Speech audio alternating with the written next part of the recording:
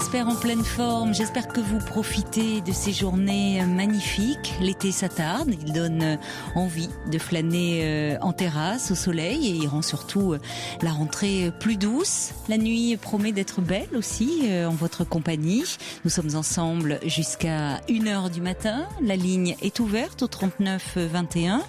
Jeanne et Paul attendent vos appels sous l'œil attentif de Philippe Chartier qui réalise l'émission. Et vous pouvez aussi, pendant ces 2h30 de direct, donner votre point de vue par mail sur le site europe1.fr ou par SMS au 7 39 21 en commençant vos messages par le mot nuit. Allez, je compte sur vous, 39 21, pour témoigner ou pour réagir à un témoignage. Europe 1. Caroline Dublanche. Bonsoir Stéphanie. Bonsoir Caroline.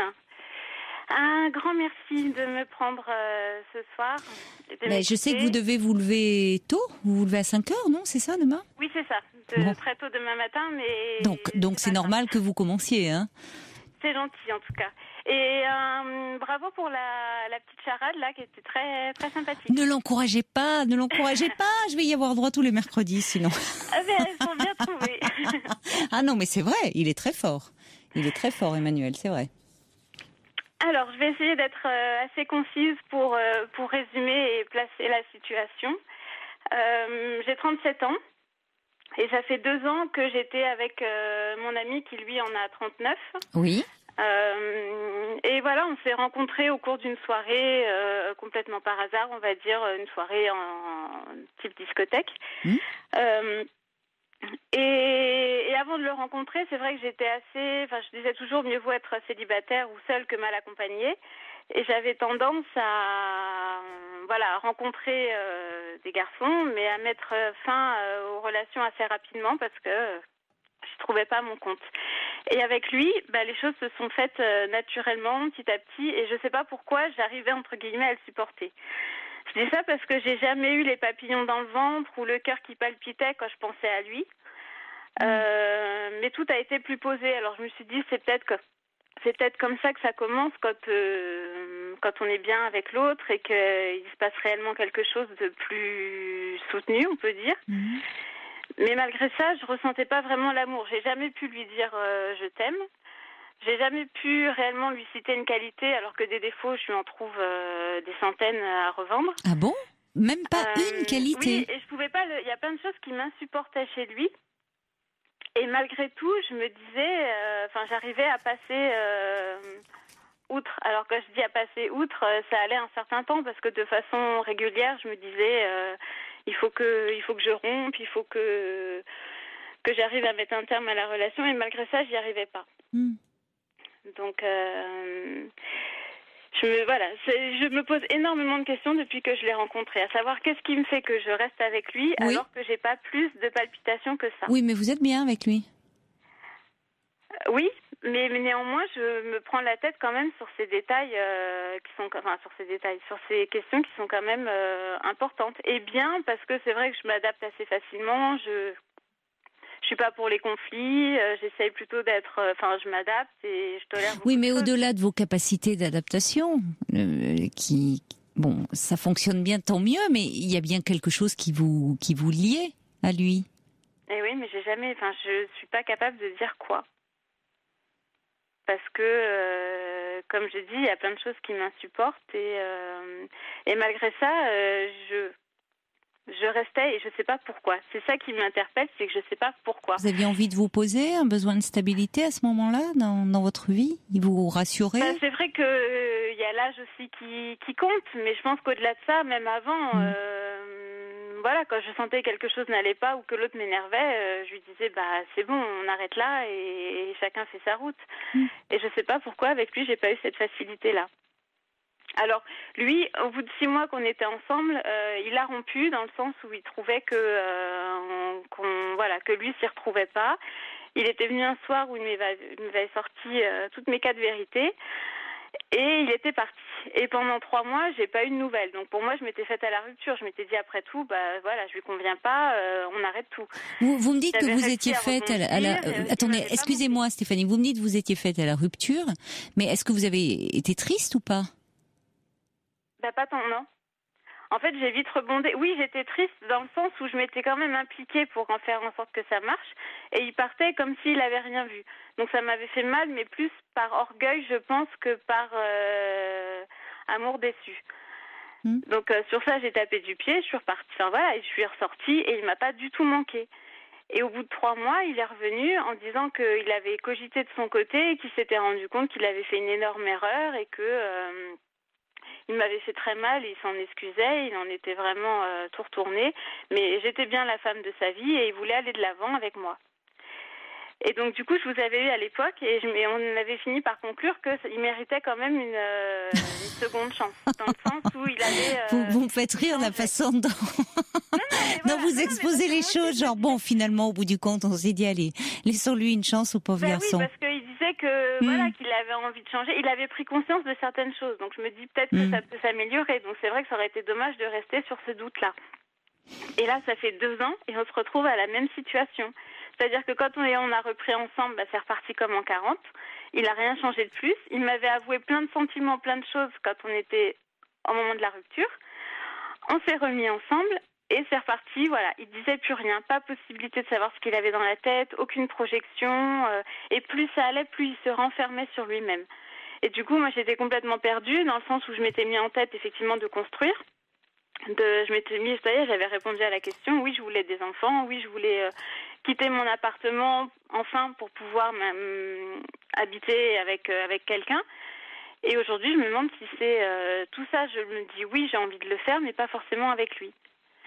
Et donc, il y a toutes ces questions qui reviennent. Et donc ça, je lui ai redit. Voilà, je lui ai dit, moi, j'en peux plus qu'on soit ensemble. Il n'y a pas de projet en commun. Il y a pas. On se laisse porter. On vit au jour le jour. On prévoit rien, même pour le week-end.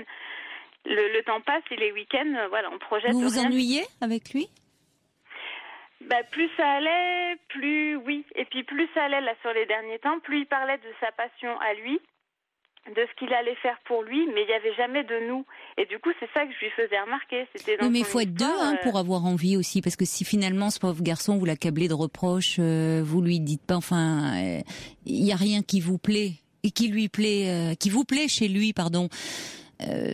Ça donne pas envie, enfin, ça donne pas envie de s'investir non plus. Parce qu'on a passé des super vacances. Ah bon? On est parti. Et moi, tout ça, je prenais sur moi. Mais qu'est-ce qu'il a? Parce que je me demande, bon, vous voyez que ses défauts, pas de qualité. Qu'est-ce que je sais pas, qu'est-ce qui vous retient? C'est un désir physique? C'est un bon amant? Enfin, non, même pas. Alors, mais, parce que ça, il y en avait plus parce que lui, il n'avait plus. En fait, il s'est renfermé. Et c'est pour ça que je sais pas si c'est un besoin de. Pas de materner, quand même pas, mais d'être là. En fait, je me suis plus oubliée dans la relation, dans le sens où je faisais tout pour que lui soit bien, vu que plus ça allait, plus il était mal. Et enfin, mal, c'est un peu ce que je ressentais, plus ça allait, moins on communiquait. Et j'essayais de lui dire, voilà, les questions qui se posaient par rapport à son âge. Mais c'est vrai que ça interroge. Pourquoi vous restez avec lui? Vous-même, vous n'avez pas la réponse. Non. Parce que c'est très, c'est hyper, oui, c'est ce que dit Angie, c'est très pragmatique, c'est raisonnable, c'est raisonné. Mais ça manque de. Ça fait 2 ans où en fait j'ai pas été malheureuse dans la relation, dans le sens où on s'entendait bien, on a fait des choses sympas, des voyages sympas. Oui, mais comment on fait avec un bon copain? Voilà, oui. Mais après, vous pourriez être amis. Donc, et c'est là où je me suis dit, est-ce que c'est... Non, mais j'ai jamais... Enfin, si, j'ai été amoureuse, dans le sens où j'ai déjà eu des papillons dans le ventre, le cœur qui s'emballe quand on pense à l'autre. Avec lui, ça m'a jamais fait ça. Néanmoins, c'est le seul que j'ai réussi à supporter pendant plus de... Oui, mais je trouve intéressant, parce que effectivement, ce que vous décrivez, le cœur qui s'emballe, les papillons dans le ventre et tout ça, c'est joli, mais c'est la passion, ça. On est dans quelque chose... Alors que là, j'ai pas eu ça, je me dis c'est peut-être ça qui fait que c'est plus sérieux. Néanmoins, ça fait 2 ans que je me prends la tête à me dire, voilà, je suis pas 100% moi-même et je suis pas 100% bien. Et alors, vous en êtes où, là, aujourd'hui? Là, pour moi, là, je suis partie en vacances, du coup, sans lui. J'avais une semaine de vacances toute seule, où je me suis dit, je vais en profiter pour faire le point, et je lui ai dit, d'ailleurs, parce que avant les vacances, je lui ai dit, voilà, continuer comme ça. Il faut qu'on sache où on va, qu'on est, voilà. Moi, je peux plus vivre au jour le jour. Il faut que je sache. Soit on a envie de continuer ensemble, soit on n'a plus envie. Et du coup, il m'a dit, oh là là, pour se projeter comme ça, il faut être sûr de ses sentiments. Enfin, il était complètement dans le doute. Donc, je me suis dit, bon, ok, s'il est dans le doute comme moi, on se sépare et tout va bien. Donc moi, je suis partie dans le fait que voilà, on n'était pas sur la même longueur d'onde, on a passé des bons moments, mais maintenant il est temps de se séparer et d'aller voir chacun de son côté. Et moi, je suis passée là-dessus, sur ce fait-là, qu'il fallait que, de toute façon, j'avais été mal pendant 2 ans au fond de moi, parce qu'en apparence et tout, j'ai quand même, voilà, j'étais pas à plaindre. Mais il y a plein de choses qui m'ont pas rendue heureuse pendant ces 2 années. Je me dis, je tourne la page, je vais rencontrer quelqu'un d'autre. Et lui, il a cogité pendant tout ce temps-là, et il s'est rendu compte qu'il n'avait pas eu du tout les mots qu'il fallait, que j'étais la femme de sa vie, qu'il voulait 2 enfants, et là, ça y est. Et là, il n'en démord pas. Il faut absolument qu'on achète un appart en commun, ou en tout cas qu'on habite ensemble, et qu'on fasse ça dans la foulée. On n'a plus le temps d'attendre 37 et 39 ans. Il faut absolument faire les enfants. C'est ce que vous vouliez, vous. C'est ce que vous voulez. Vous voulez effectivement faire des enfants, construire. Vous avez un homme qui vous le propose. Voilà. Et en fait, moi, je m'étais dit que non, c'est pas l'homme de ma vie. Enfin, je le crois pas. Et maintenant, ce qui me met dans le doute, c'est que oui, il me propose tout ce dont j'ai envie. Mais alors, je sais pas si c'est trop tard. En avez-vous vraiment envie? Bon, et que je me suis voilé la face, ou je sais pas pourquoi. Mais c'est un peu ça. Alors, mais j'aimerais bien, oui, que vous poursuiviez à ce moment-là, parce que il vous propose. Finalement, c'est quand même. Vous lui reprochiez aussi, entre autres, de ne pas s'investir, de vivre au jour le jour, de ne jamais. Finalement, vous ne saviez pas où vous alliez dans la relation. Voilà. Là où il vous dit que c'est vous et que il a peur de vous perdre, il ne veut pas, il veut s'investir. Vous êtes la femme de sa vie, il veut construire avec vous, il veut 2 enfants. Hein. Là, c'est vous qui ne voulez plus. Vous savez pas ce que vous voulez. Ben en fait, ça fait un moment que je pense que c'est ce que je veux, mais je me dis, ça fait un moment que je sais que je veux, mais pas forcément avec lui. Et j'avais juste du mal à le quitter parce que je sais pas ce qui m'a. Alors maintenant qu'il vous propose ce que vous attendiez, et puis qu'il se déclare, vous allez le quitter. C'est ça? Oui. Oui. Mais en fait, j'attendais effectivement ça, mais pour moi, c'était évident qu'il allait dire on se sépare. Vous pensez que vous allez être plus heureuse en le quittant? Comment? Vous pensez que vous allez être plus heureuse en le quittant? Parce que ça mériterait de vous pencher. Il m'a pas vraiment manqué. Toutes les questions que je me pose, c'est parce que je me dis, voilà, j'ai juste peur de pas rencontrer quelqu'un d'autre, et quand je pourrais faire un enfant, il sera trop tard. Si j'avais 30 ans, oui, mais c'est dans le vague, c'est flou. Envie d'un enfant, mais pas avec l'homme qui vous le propose. Et c'est vrai que finalement, ça interroge aussi sur ce que vous voulez vraiment vous, sur vos choix. Mais moi, je sais que je veux avancer dans la vie, que je veux construire et tout ça. Mais je me dis, c'est pas avec lui. Maintenant, ce qui me fait peur, c'est de me dire de passer à côté. Et le jour mais si c'est pas avec lui, non, mais si c'est pas avec lui, après tout, c'est pas avec lui. Et donc, vous rencontrerez. Si vous avez vraiment envie de construire, de vous poser, d'avoir un enfant, vous rencontrerez quelqu'un d'autre. Bah après, j'ai juste, je vous dis, si j'avais ne serait-ce que 35 ans. Oui, mais là, j'ai compris, mais vous êtes dans une logique très pragmatique, très rationnelle, et c'est vrai que vous êtes hyper ambivalente. Parce qu'en même temps, vous me dites, j'ai 37 ans, et je voudrais, oh là là, oui, il faudrait là que j'ai un enfant. Vous avez un homme qui vous le propose, et du coup, ça vous angoisse de lui dire non, parce que vous dites, est-ce que j'en aurai un après? Mais ça interroge aussi sur votre désir, au fond. Et c'est ça qui est perturbant, je pense, pour vous. Au-delà de la relation que vous avez avec cet homme, qu'est-ce que vous voulez vraiment? Avancer. Mais oui. Mais dans quel sens? On avance, oui, on avance, on recule, oui. Dans quel sens? Vous désirez ce qu'on vous donne pas, finalement. Et quand on vous le donne, vous n'en voulez plus. C'est quand même assez problématique. Par rapport à ça, mais mais c'est intéressant parce que franchement, sinon, si c'était aussi simple que vous le décrivez, aussi basique, cet homme, vous lui trouvez tous les défauts de la terre, pas de qualité, il n'empêche que c'est avec celui-là que vous restez. Alors que les autres, ça ne dure pas. Pour qui vous aviez des sentiments amoureux, vous ne restez pas. Celui dont vous me dites vous n'êtes pas amoureuse de lui, vous restez avec lui. Finalement, il se déclare, vous trouviez que lui, il se déclarait pas. Quand il se déclare, vous voulez le quitter. Vous voyez ce que je veux vous dire, Stéphanie? C'est que ça renvoie à vous-même. Et je pense que vous-même, par rapport à votre désir, il y a plein de choses qui restent à clarifier. Au-delà de cet homme.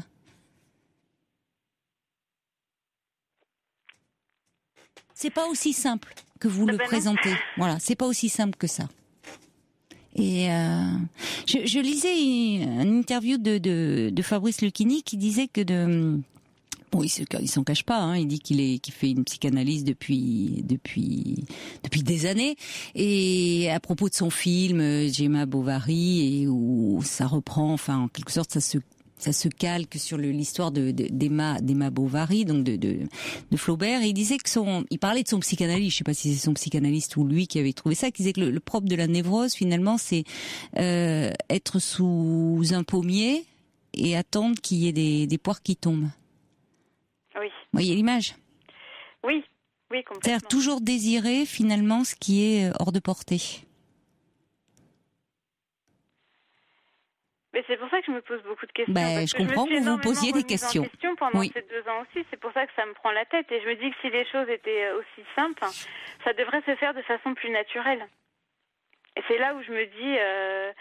Alors lui, il me répétait... pour moi, voilà, l'amour, si les choses doivent se faire, elles se font naturellement, sans se poser de questions, sans se prendre la tête. Et lui me disait parfois que son frère lui avait dit... non, le chemin qui mène à l'amour est semé d'embûches et de pièges, quoi. Donc c'est pas si évident que ça. Donc il faut passer par des épreuves pour se rendre compte que on est fait l'un pour l'autre, quoi. Bon. Oui, mais je sais pas, c'est pas en termes d'épreuves, c'est en termes de, je vous dis, c'est quelque chose entre vous et vous, de savoir finalement au-delà de cet homme ce que vous voulez vraiment. Parce que, encore une fois, vous désirez, quand il vous propose, vous attendez qu'il vous propose, qu'il se déclare, et là, et finalement, quand il fait, ça ne va pas. Donc, il y a toujours une insatisfaction, et je pense que c'est aussi ce qui vous retient.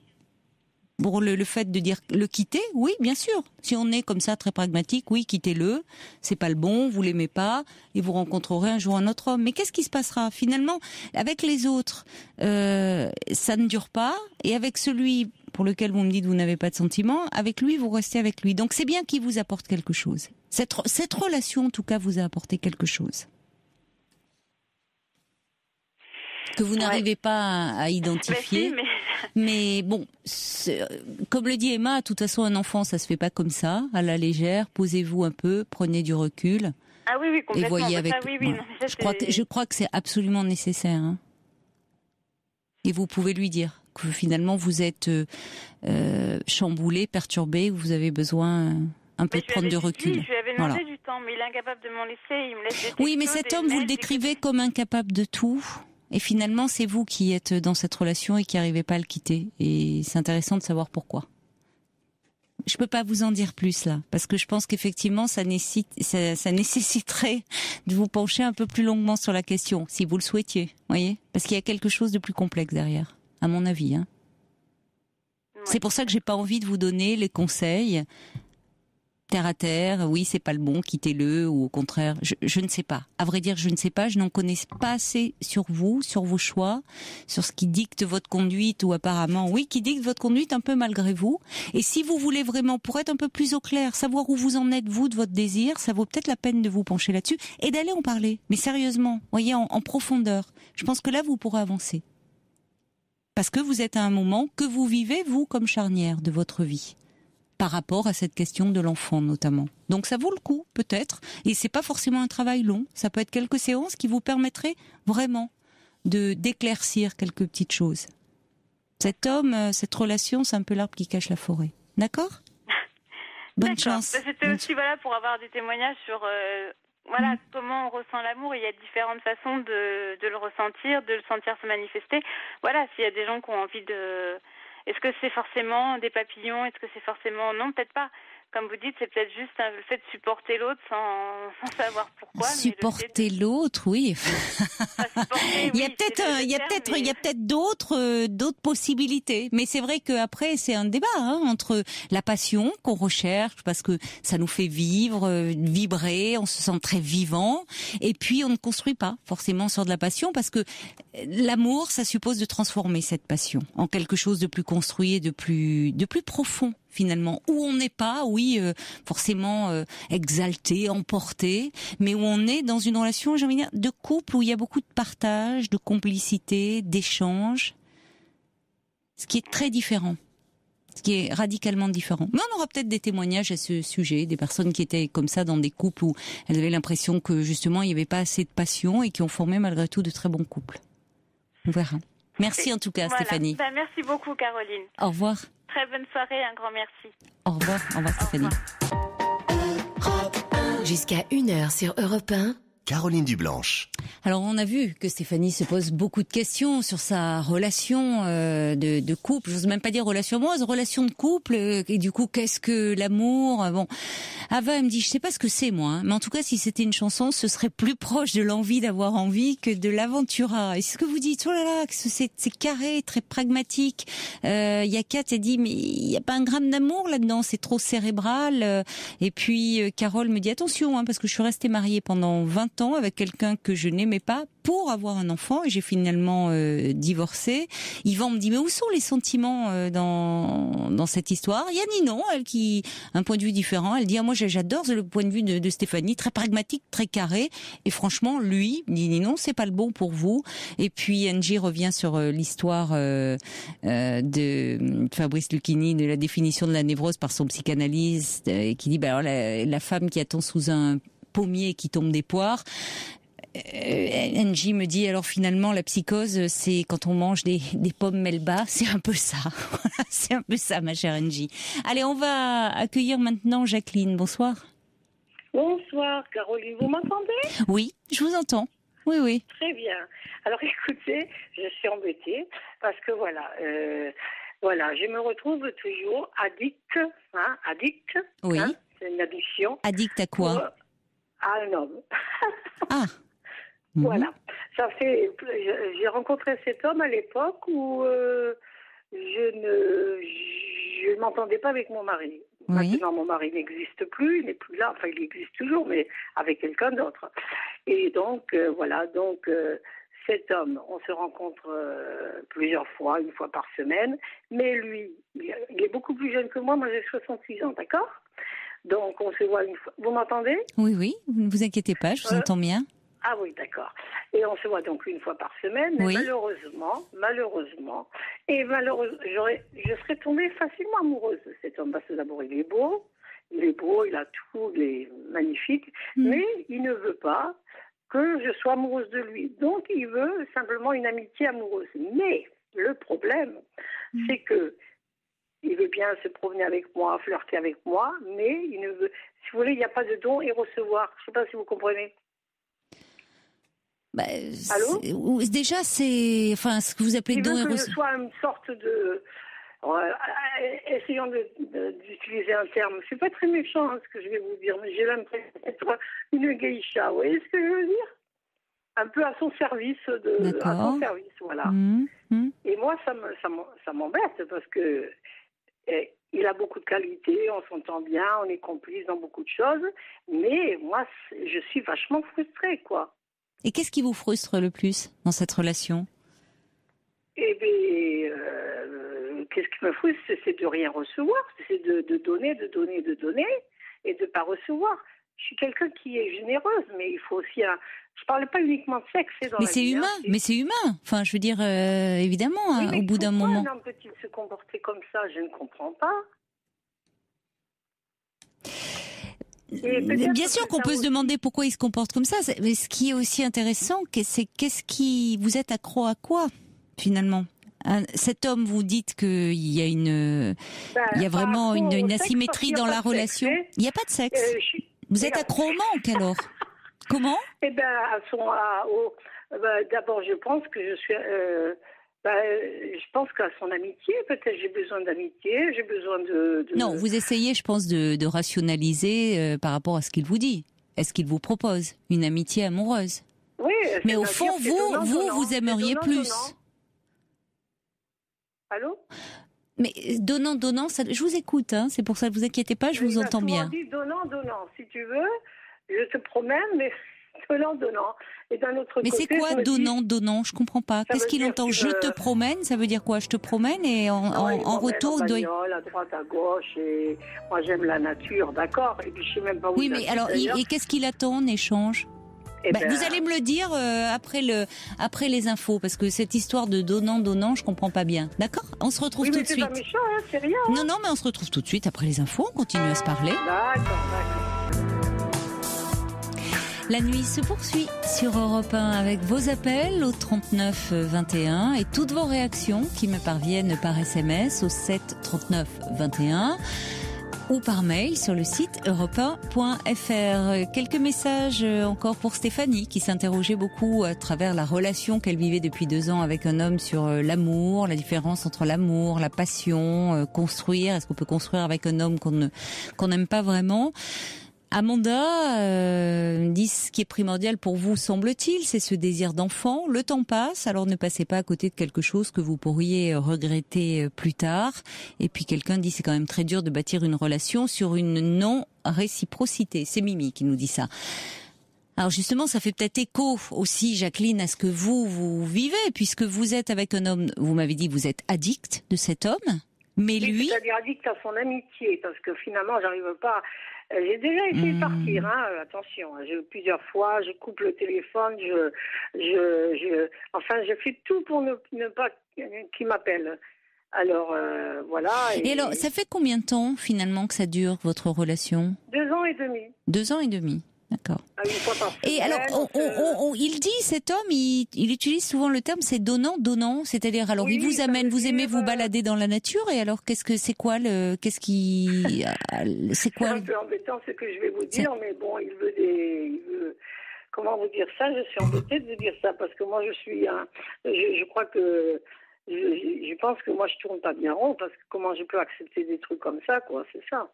Mais on s'est parlé déjà, Jacqueline. Moi, je me souviens de vous. Oui, mais moi aussi, je me souviens. Et vous allez vous promener. Il aurait fallu me le dire, alors, Jacqueline, parce que mais il y a un non, truc. c'est pas par mensonge. Mais je dis pas que c'est par mensonge. Vous avez le droit de me donner des nouvelles, mais parce que vous voyez, le truc qui m'a fait tilt, je vais vous dire, c'est quand vous me parlez de ces balades dans la nature, que vous aimez beaucoup la nature. Dans les Landes. Et son côté, c'est magnifique. Mais le dans les côté, quand vous champignons. m'avez dit donnant, oui, les champignons, mais bon, ça tourne, c'est la chasse aux la cueillette des champignons, c'est Non, effectivement, il vous balade en voiture, mais à côté de ça, il veut une petite gâterie, si je me souviens bien. Oui, j'osais pas vous le dire. Mais au début, Bon, on je peut me le pose dire. quand même des questions sur moi-même. Alors, vous voyez qu'on est quand même très loin de l'amitié, parce qu'on fait pas des gâteries à ses amis, hein. C'est ce que je lui ai dit. Tu es Voilà. un hypocrite. Je lui ai dit, hein, j'ai pas mâché les mots. Mais d'un autre côté, j'arrive pas, quoi.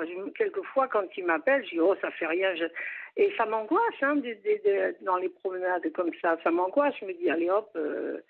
Vous voyez, pardon de vous parler comme ça. Non, Caroline, hein. moi je préfère. Attendez, vous êtes là pour me parler Je me dis, vrai. après tout, c'est pas ça. C'est ce que vous vivez. C'est un bonbon qui va pas. C'est pas un comprimé qui va être. Je peux même le comparer à un comprimé qui est dur à avaler, mais bon, voilà. On peut le dire, oui. On peut. Non, attendez. On est dans la métaphore. Non, mais je veux dire, le médicament, Non, mais c'est je comme un comprends. médicament que je dois prendre et que j'ai du mal à Oui, prendre, mais c'est quoi. ça. C'est-à-dire de quoi, finalement, au fond, il y a une partie de vous qui se dit vous voyez bien qu'il y a quelque chose, un déséquilibre dans cette relation, où Mais je cet le homme, sais, quand déjà, même, je suis vous déséquilibrée utilise, se sert de affectivement, vous. parce que- Bon, parce qu'on en avait déjà parlé, je me souviens très bien de votre appel, où il y a une partie de vous qui est pas à l'aise, qui se sent un peu gêné aux entournures par rapport à ce que vous vivez. Utilisé. Mais il vous utilise, évidemment. Mais il vous utilise, mais enfin, je veux dire, vous êtes vous complètement partie prenante là-dedans. Sous son joug. Hmm. Sous son joug. C'est ça, non? J-O-U-G. Hein, ça. Hmm. Mais bon, mais de toute façon, ça commence là, il va m'appeler, et puis je vais pas répondre. Et j'y arrive, hein, Caroline, attention, hein, j'y arrive quand même, hein. Souvent, je le fais, j'arrive à ne pas le voir pendant 2 semaines, 3 semaines, hein. Ça, tout doucement, j'y arrive. C'est un peu comme l'alcool, vous voyez, tout doucement, j'arrive à m'en passer, vous voyez. De cette amitié. Non, mais je crois que vous vous vous mentez un peu là, en parlant d'amitié. C'est pas ça, c'est pas à ce niveau-là. Je sais ce que je fais avec lui, je suis d'accord.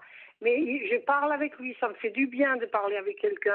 Mais alors, il faut que vous trouviez... Oui, mais je vous l'avais dit, il faut que vous trouviez quelqu'un d'autre avec qui parler. C'est que vous êtes trop seul.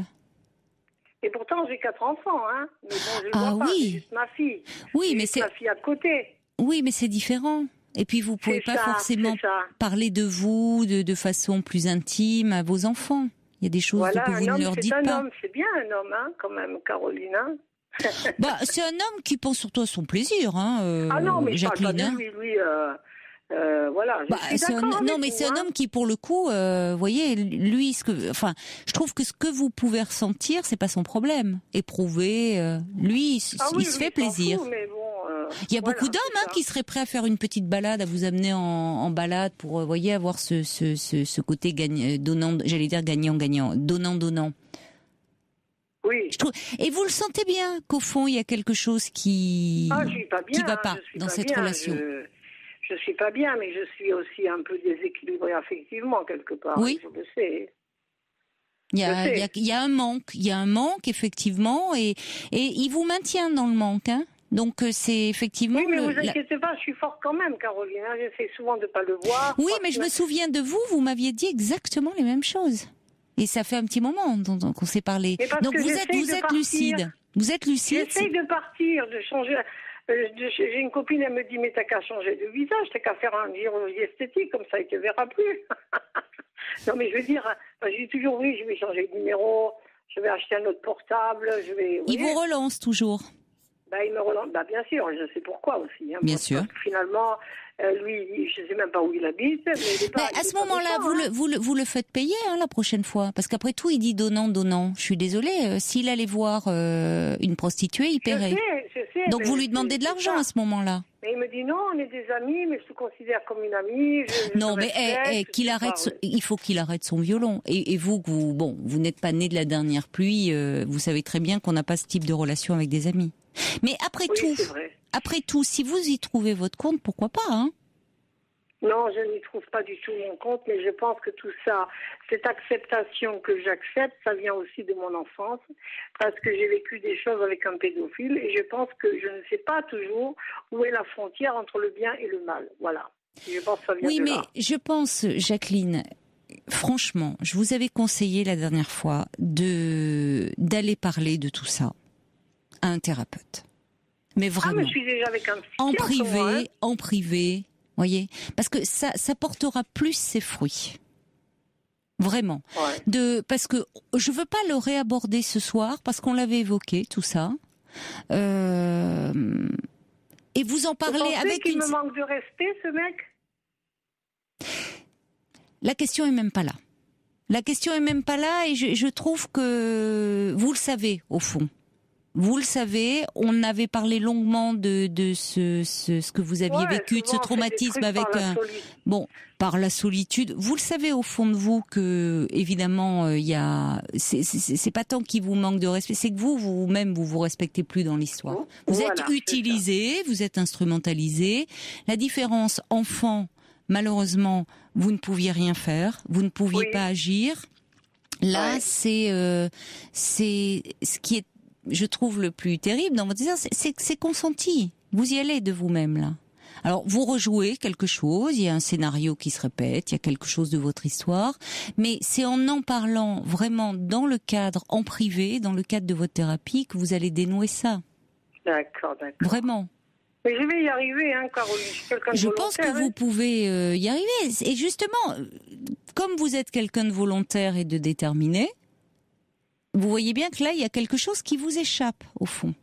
Oui, parce qu'il y a quelque chose d'un scénario traumatique que vous rejouez en ayant l'impression de contrôler les choses. Mais vous êtes dans un leurre, et notamment quand vous pensez que c'est de l'amitié. Enfin, vous voulez croire que c'est de l'amitié et qu'il vous parle d'amitié. Il faut arrêter, quoi.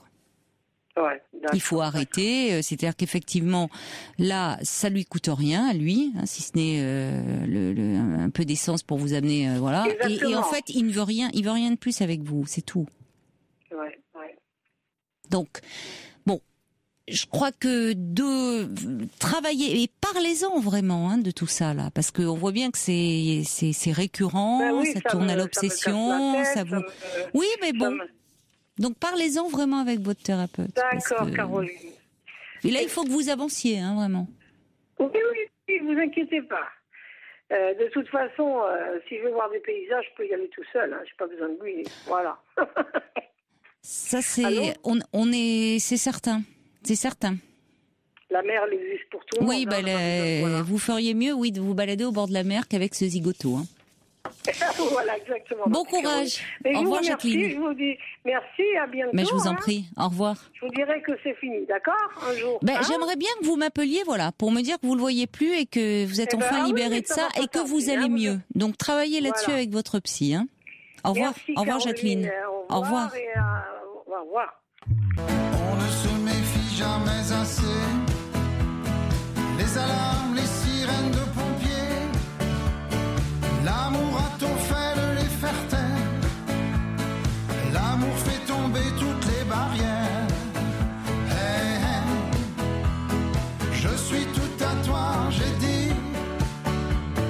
Hey, hey, hey. Bonsoir Dominique. Bonsoir Caroline.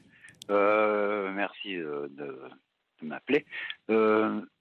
Premièrement, je vais vous raconter en quelques minutes mon histoire très paradoxale. Oui. Il y a quelques années, 25 ans, j'ai eu Macha Béranger.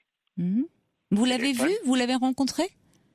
Ouais, non, je l'ai eu au téléphone. D'accord. Et non, une anecdote.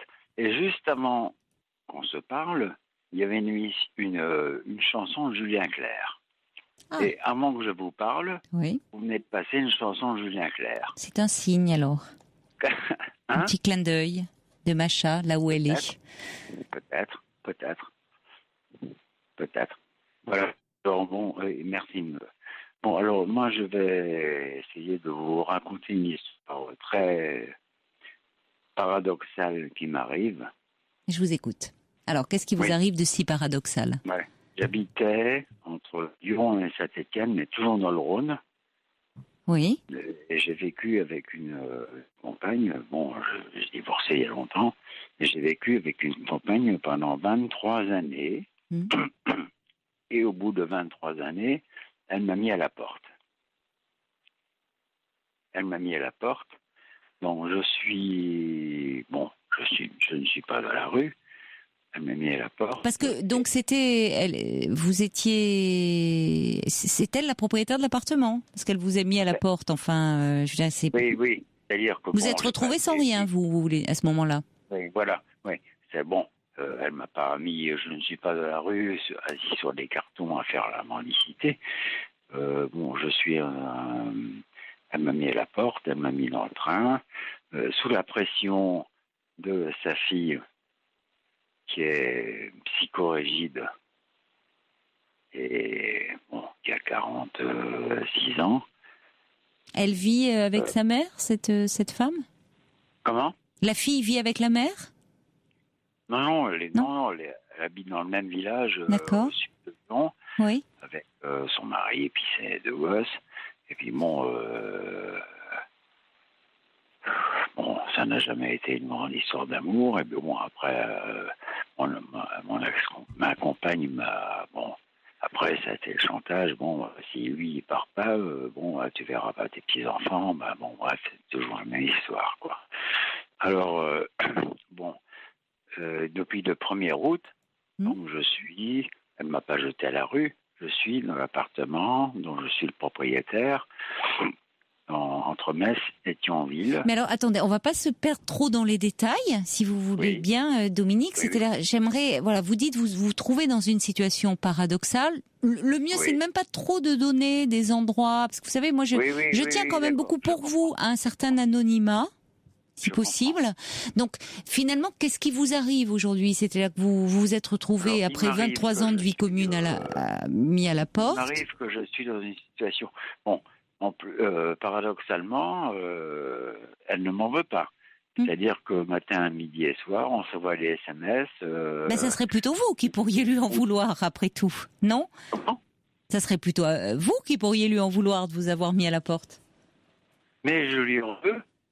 Oui. Je lui en veux, mais bon... Mais vous vous parlez quand même régulièrement. Tout à fait. On s'écrit même. Oui. Elle m'écrit même, bon, je t'aime toujours.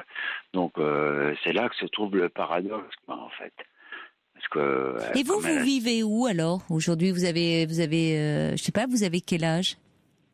J'ai 59 ans. D'accord. Je suis correspondant de presse. Et puis, bon, je ne suis pas à la rue. Et paradoxalement, on est toujours en très très bon terme. On s'écrit tous les jours, des SMS. Elle aussi, bonne nuit, bonne journée, bonne chance. Bon. Et alors pourquoi finalement, c'est-à-dire qu'elle est restée attachée à vous? Elle vous dit qu'elle a toujours des sentiments pour vous. Tout à fait. Mais qu'est-ce qui fait que vous ne pouviez plus vivre ensemble? La cohabitation était plus possible? Vous avez compris pourquoi? Tout à fait. Tout à fait. Est-ce que vous avez le sentiment, dans la mesure où vous lui en voulez, que ça vous empêche un peu d'avancer dans votre vie personnelle, le fait de garder un lien étroit avec elle? Ben écoutez, même pas. Bon, au début, j'ai eu le fiel qui est monté, ce qui est normal. Et puis, bon, et paradoxalement, on dit toujours loi des yeux, loi du cœur, et je m'aperçois que c'est faux. Je ne sais pas si on est extraterrestre, mais bon, on est à 550 km de distance, oui. Géographiquement, mais épistolairement parlant, elle compte toujours beaucoup pour par vous. téléphone, c'est de mieux en mieux. Alors, est-ce que, bon, il est vrai que le rouleau compresseur de la routine peut aussi tuer beaucoup de choses, et écrabouiller beaucoup de choses, mais ça redevient de mieux en mieux. Ah ben écoutez, peut-être après tout, le feu va rejaillir de l'ancien volcan. Oui, c'est Jacques Brel, non? Oui.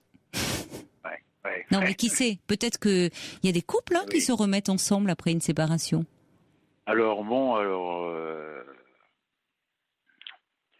Bon, certainement, bon, on va se revoir. Bon, sa présence physique, 23 années, c'est quand même pas 23 jours, ni 23 semaines. Et... Vous avez prévu de vous revoir Ah, tout à fait. Bon, c'est prévu quand? Ah, vous vous revoyez occasionnellement? Oui. Peut-être fin du mois, 550 km, c'est l'éloignement, quoi.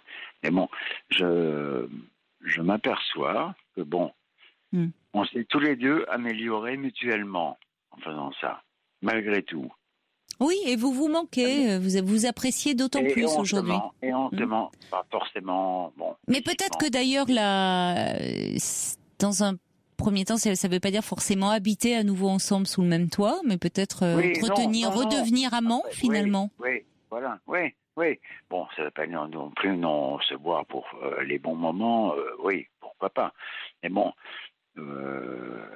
Vous verrez bien, laissez-vous le temps. En tout cas, c'était inespéré. Quand vous êtes parti, vous deviez être très triste, très abattu. Je ne suis pas parti, je me suis fait chasser. Vous avez raison de préciser la nuance. Je me suis fait carrément chasser, oui, quoi. La nuance est de... et je me suis fait docilement emmener à la gare, m'a payé le billet de train, et je me suis fait docilement mis dans le train comme un agneau à l'abattoir. Bon, je ne suis pas à l'abattoir, je ne suis pas déprimé. Oui, mais enfin, l'image est parlante. Comment? L'image est parlante. À ce moment-là, vous étiez vraiment très abattu. Elle était aussi triste que moi, et sur le quai de gare, elle m'a dit, tu sais, je t'aime. Donc, c'est là le paradoxe. Oui, mais est-ce que vous avez compris finalement l'un et l'autre pourquoi elle vous mettait dehors? Parce que c'est ça, la limite c'est pas important que vous me le disiez à moi, mais si elle vous aime et qu'elle vous met dehors, c'est qu'il y avait quelque chose qui n'allait pas dans la relation, qui n'allait plus.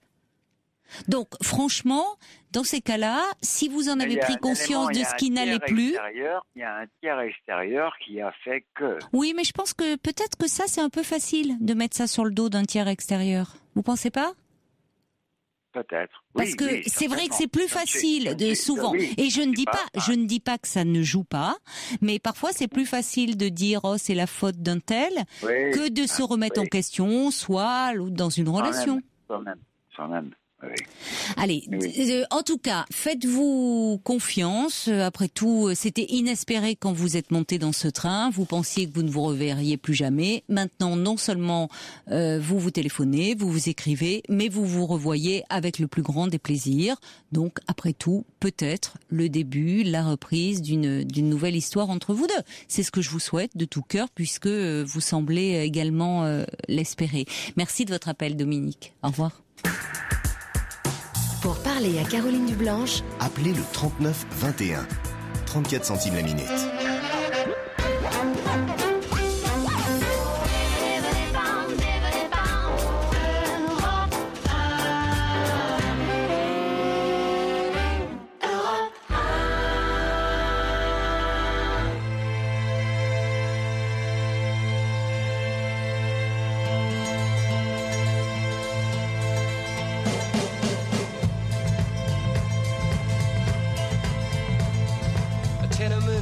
A dirty street, walked and worn by shoeless feet, in silence long and so complete, watched by a shivering sun. Old eyes in a small child's face, watching as the shadows race through walls and cracks and leave no trace, and daylight's brightness shone. Bonsoir Katia. Oui, bonsoir Caroline. Alors vous m'écoutez toujours en podcast lorsque vous marchez ? Oui, voilà, c'est ça. Enfin, c'est vrai que je me lève assez tôt le matin, donc c'est vrai que le soir c'est un peu difficile. Oui. Et comme après mon travail, je vais faire de la marche. Souvent, je fais des circuits d'1h30, donc j'en profitais, voilà, pour écouter vos émissions qui duraient pile poil le temps de la marche. Donc voilà, ça vous accompagnait. Vous n'étiez pas seul, vous étiez avec nous, avec toutes ces personnes qui nous parlent d'eux, de leur vie. Voilà, puis c'est vrai on marche ensemble, ça me ferait du bien. Moi, voilà, c'est vrai. Oui, ça me ferait du bien. Alors, et d'ailleurs, je vous ai écrit un mail cet après-midi, enfin en fin de journée, quand j'étais en train de marcher. Voilà, j'étais en train de marcher. Vous écrivez un mail tout en marchant ? Oui, oui, c'est vrai, mais je suis assez. Je marche très régulièrement, donc j'ai un pas très facile. Et puis vous restez connecté. Je suis à l'aise avec le smartphone, donc voilà. Mais on profite pas. Est-ce qu'on profite de la nature finalement vraiment quand on est comme ça avec son smartphone et relié et casse sur les oreilles Non, parce que moi j'aime bien quand je me balade en forêt ou écouter les oiseaux, écouter. Vous voyez, justement, je me pose toujours la question quand je vois des personnes marcher ou courir avec quelque chose sur les oreilles. Je me dis finalement ils sont pas connectés à ce qui se passe autour.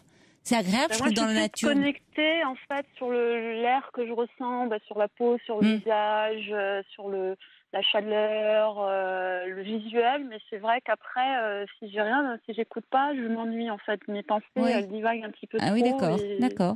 Voilà, enfin, bon, c'est vrai que c'est après.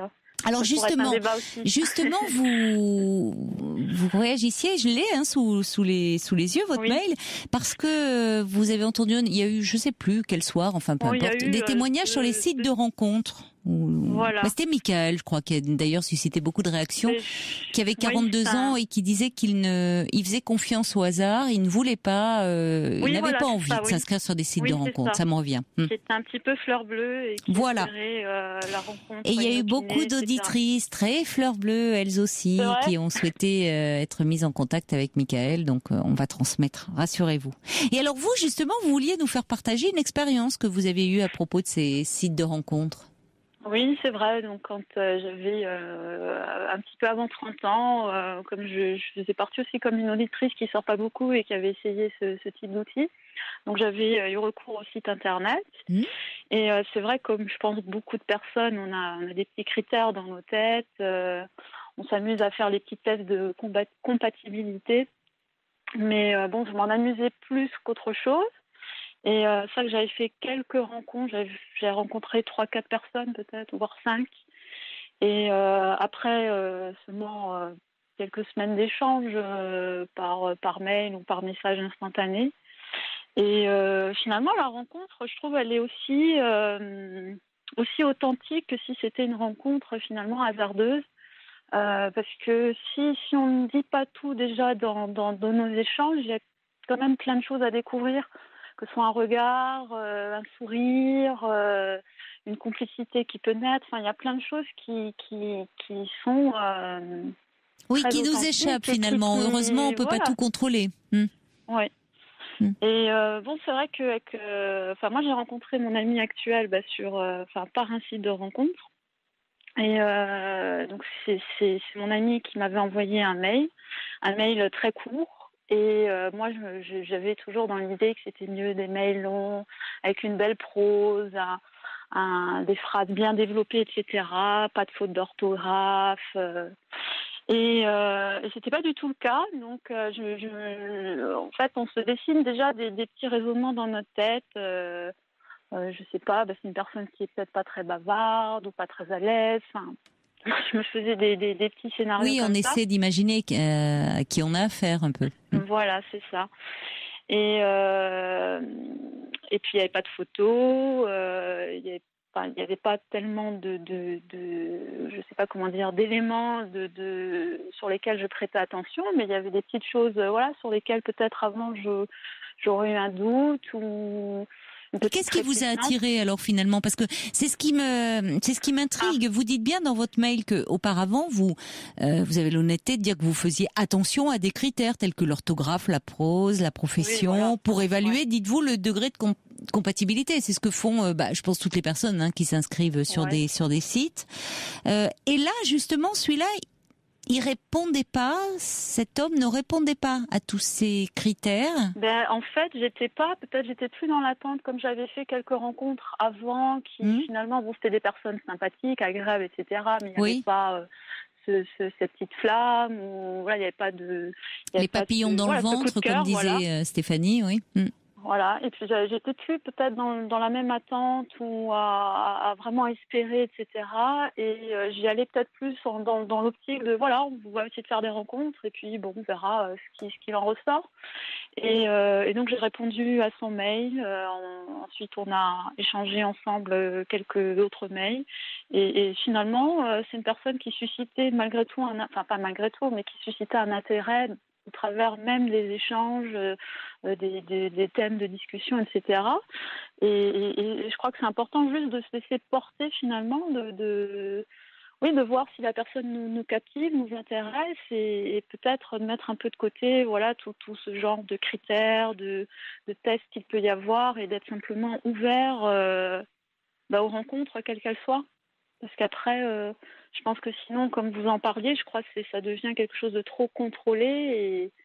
Et là, oui, vous dites à un moment, essayez de ne pas chercher à tout contrôler, parce que je trouve que les sites accentuent ce besoin qu'on a là. Oui, après, je pense qu'après, ça devient presque un cahier des charges. Et je pense que finalement, la magie de la rencontre, c'est toutes ces choses qui nous échappent. Et puis...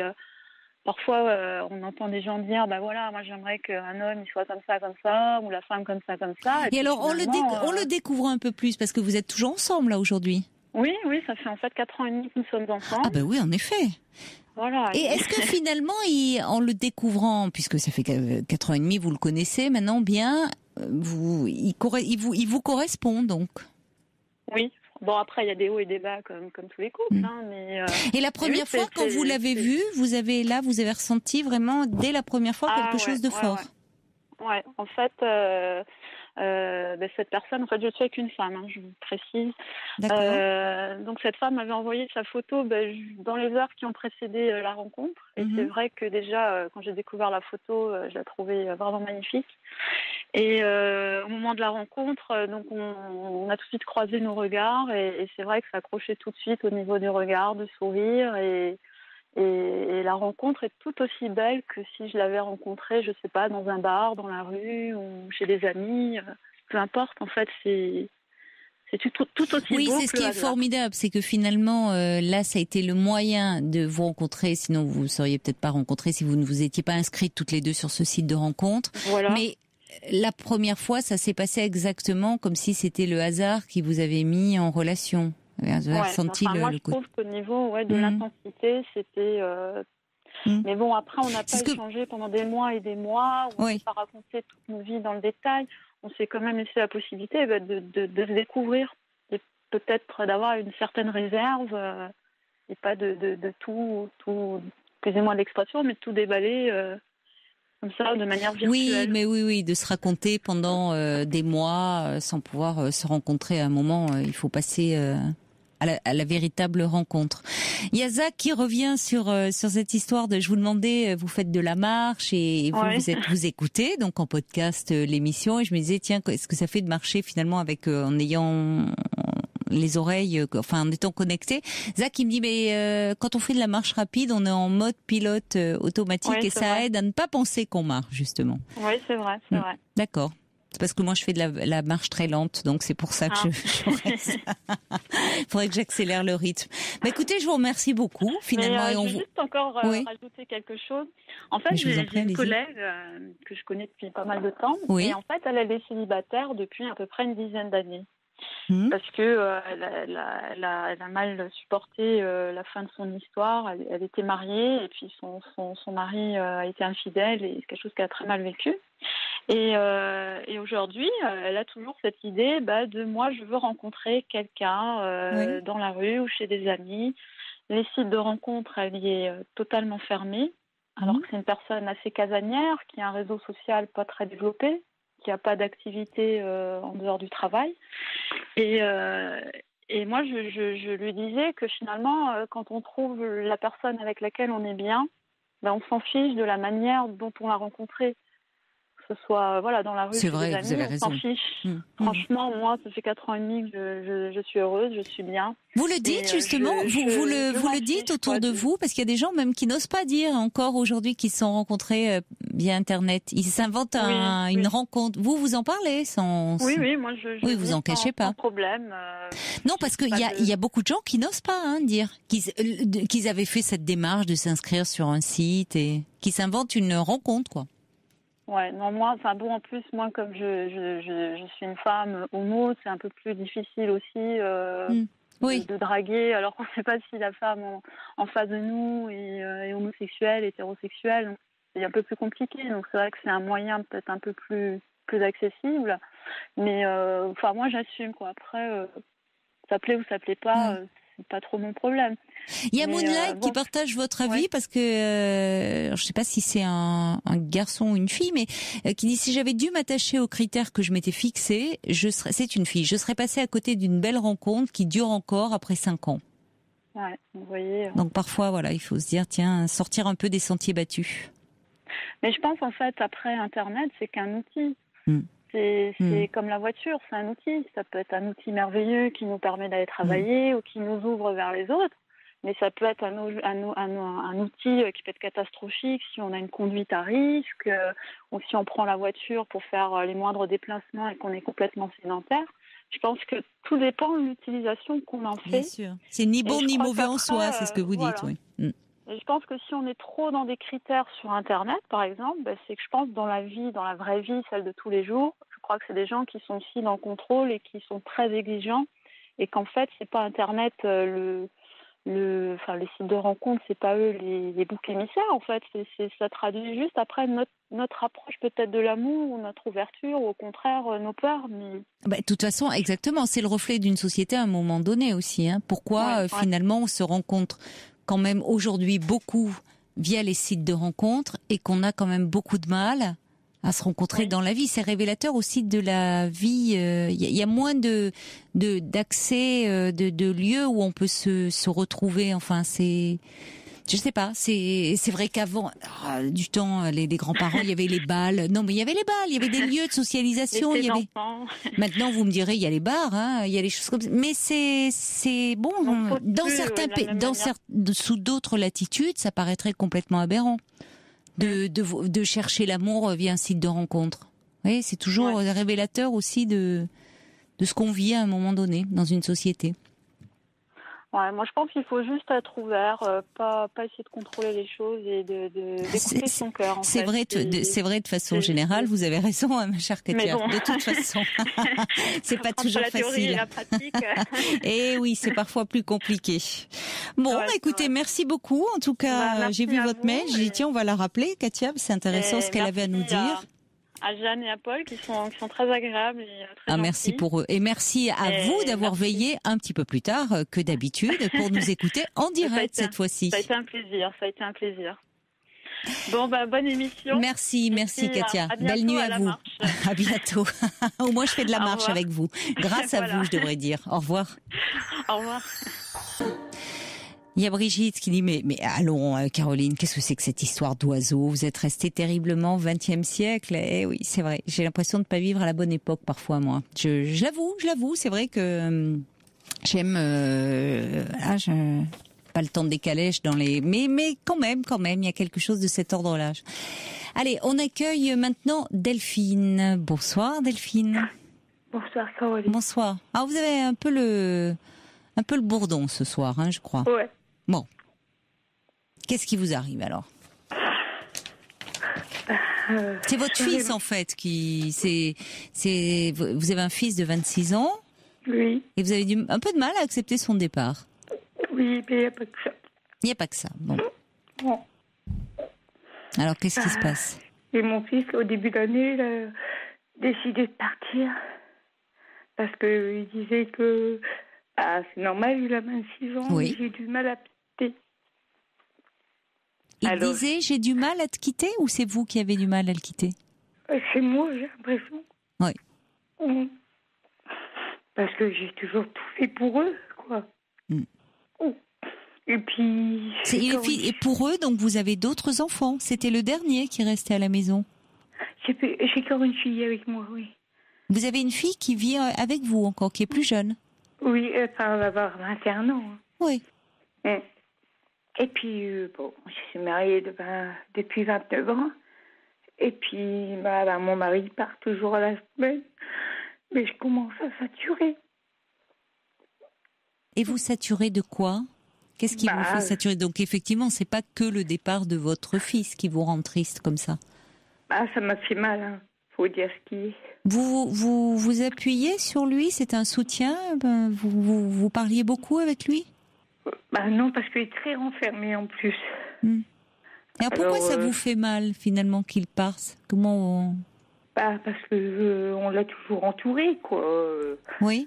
On a toujours fait tout pour eux, quoi. Et justement, finalement, ça veut dire que vous avez bien fait pour eux. C'est-à-dire il peut maintenant voler de ses propres ailes. C'est plus un petit oisillon. Oui, mais... Il quitte le nid, là. Ce qui veut dire qu'il va bien. Donc vous avez bien, vous et votre mari, vous les avez bien entourés et permis de prendre son envol. C'est dans l'ordre des choses, même si c'est vrai, un peu difficile, un peu douloureux le premier départ. Aujourd'hui, j'ai encore ma fille, mais mon mari, il s'en va toujours la semaine, mais je ne supporte plus. Moi, à partir de lundi, je travaille, je reprends ma saison d'endives. Je travaille dans une endiverie pendant 8 mois. Oui. Mais là, je sature. Ça se passe pas bien avec votre mari? Si, très bien. Si. On n'a pas de problème du tout. Non. Mais lui, il s'en va sur 51 ans. Puis lui, il commence à avoir marre, mais malheureusement, dans son travail, il n'a pas choisi. Hein. Surtout maintenant, quoi. Mais qu'est-ce qui vous fait saturer? Vous saturez de quoi, Delphine? Je me retrouve tout seul, quoi. Mais vous avez votre fille avec vous?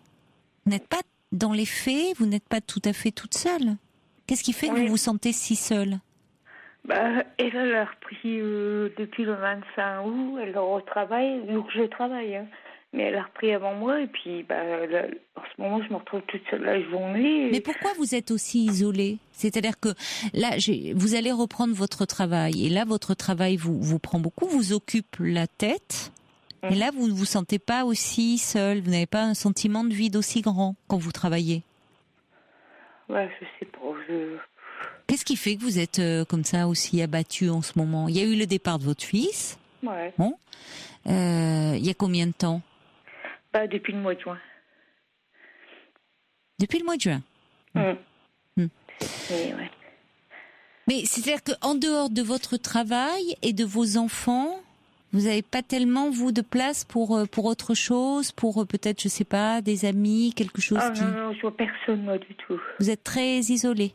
Oui. Très replié sur vous-même et votre famille? Oui. En gros, on va dire oui. Je suis là, mon fils, il vient entre deux, mais je veux dire, ma fille, elle travaille, je me retrouve tout seul et j'ai l'impression que je suis... Vous avez quel âge? Je vais avoir 47 ans. Vous êtes jeune encore, hein? Oui.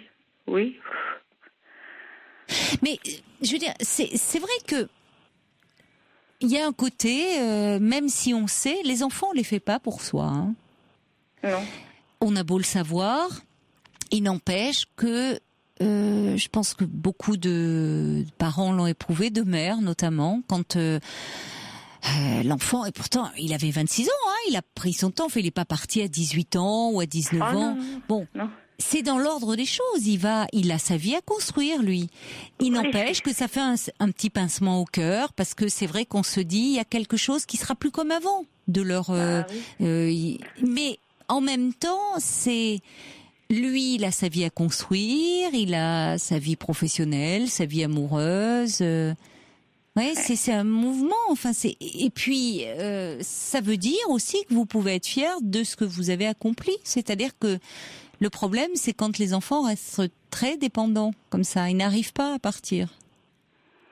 Donc vous avez pu leur donner cette capacité, cette liberté de mener leur vie, de s'envoler. Maintenant, il faut que vous trouviez, vous, passer ce cap-là, d'autres projets. Et peut-être vous êtes, tant que vous me dites votre mari par la semaine, tant que vos enfants étaient là, et tant que vos enfants étaient petits, que vous aviez à vous en occuper, même quand ils étaient plus grands, à faire les courses pour eux, à faire à manger, à faire les lessives et autres, ça vous remplissait votre temps, c'est-à-dire vous occuper de vos enfants. Et l'absence de votre mari, certainement, vous pesait moins, parce qu'il y avait la maison à faire tourner, les enfants qui étaient présents, des discussions. Là, oui, il y a votre mari n'est pas là la semaine, votre fils, lui, est parti. Il reste votre fille, mais qui est une jeune femme de 21 ans, donc qui a aussi ses études, enfin sa vie. Et vous vous retrouvez un peu vide, un peu désœuvré. Ah ouais, franchement, oui. Voilà. Comme si vous saviez pas qu'est-ce que vous allez pouvoir faire de tout ce temps, finalement.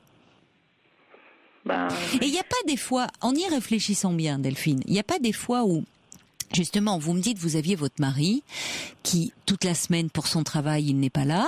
Donc, c'est vous qui portiez tout sur vos épaules, en plus de votre travail, en plus. Oui, bon. C'est toujours moi, oui. C'est toujours vous, donc c'est pas rien d'assumer le quotidien de 2 enfants, avec l'école, avec le ménage à faire de la maison, le repas à préparer, les courses à faire, plus son travail. Il n'y a pas des moments où vous disiez, oh là, j'aimerais bien avoir 1 minute ou 2 à moi, pouvoir souffler un peu? Oui, c'est vrai. Oui. Ouais. Et dans ces moments-là, qu'est-ce que vous vous disiez? Qu'est-ce qui vous faisait rêver? Vous disiez, vous auriez eu envie de quoi? Voyez, sans que ça soit des grandes choses, mais qu'est-ce que vous auriez aimé faire? En disant, si j'avais un peu 1 heure devant moi, qu'est-ce que je ferais? Moi, je suis toujours toute seule chez moi. Vous êtes toujours toute seule chez vous? Ouais, je vois personne. Oui, mais chez vous, vous faites quoi? Vous aimez vous occuper de votre intérieur, de votre maison? Oui, voilà, je fais le ménage, je fais la lessive. Mon fils, c'est moi qui tape son linge pour mon fils. Je leur donne ma vie, en fin de compte. Bon, donc finalement, vous avez beaucoup investi sur la maison, sur le nid, sur construire le nid pour votre famille, vous occuper d'eux, et vous avez du mal à vous occuper de vous. Oui. Dire qu'est-ce que je pourrais faire en dehors de la maison et du boulot. Voilà. Il y a plein de choses à faire, vous savez. Il faut mettre un peu le nez hors de votre maison. Mais j'aime pas sortir, j'aime pas tout ça, j'aime bien être chez moi, dans ma maison. Jusque-là, oui, vous aimiez bien. Alors, ça veut dire qu'il y a quelque chose là qui se passe pas bien en ce moment. Non, en ce moment, ça va pas bien. Mais il faut en parler parce que vous traversez peut-être une phase un peu critique, un peu déprimée là. Il faudrait peut-être déjà en parler à votre médecin. Lié peut-être à ce départ effectivement de votre fils, mais enfin, bon, c'est pas comme si vous vous retrouviez en plus il y a quand même votre fille qui est là et puis votre mari qui rentre les week-ends. Et puis vous allez reprendre votre travail. Donc déjà quand vous allez reprendre votre travail, j'espère que vous allez vous sentir un peu mieux. Ah oui, quand je travaille, je vois du monde, donc ça m'aide beaucoup. Et vous aimez bien donc être entouré, voir du monde? Oui. Ah, vous voyez? Travail. Avec vos collègues, vous vous sentez bien? Oui, ça va bien. Et pourquoi vos collègues, certaines de vos collègues que vous aimez bien, pourquoi vous ne les verriez pas un peu parfois en dehors? Ah non. Et pourquoi ça? Mais jusque-là c'était comme ça, mais après tout, il y a des choses qui peuvent changer. On se voit qu'à l'usine, quoi, je veux dire, au travail, mais... Jamais en dehors? Non, jamais.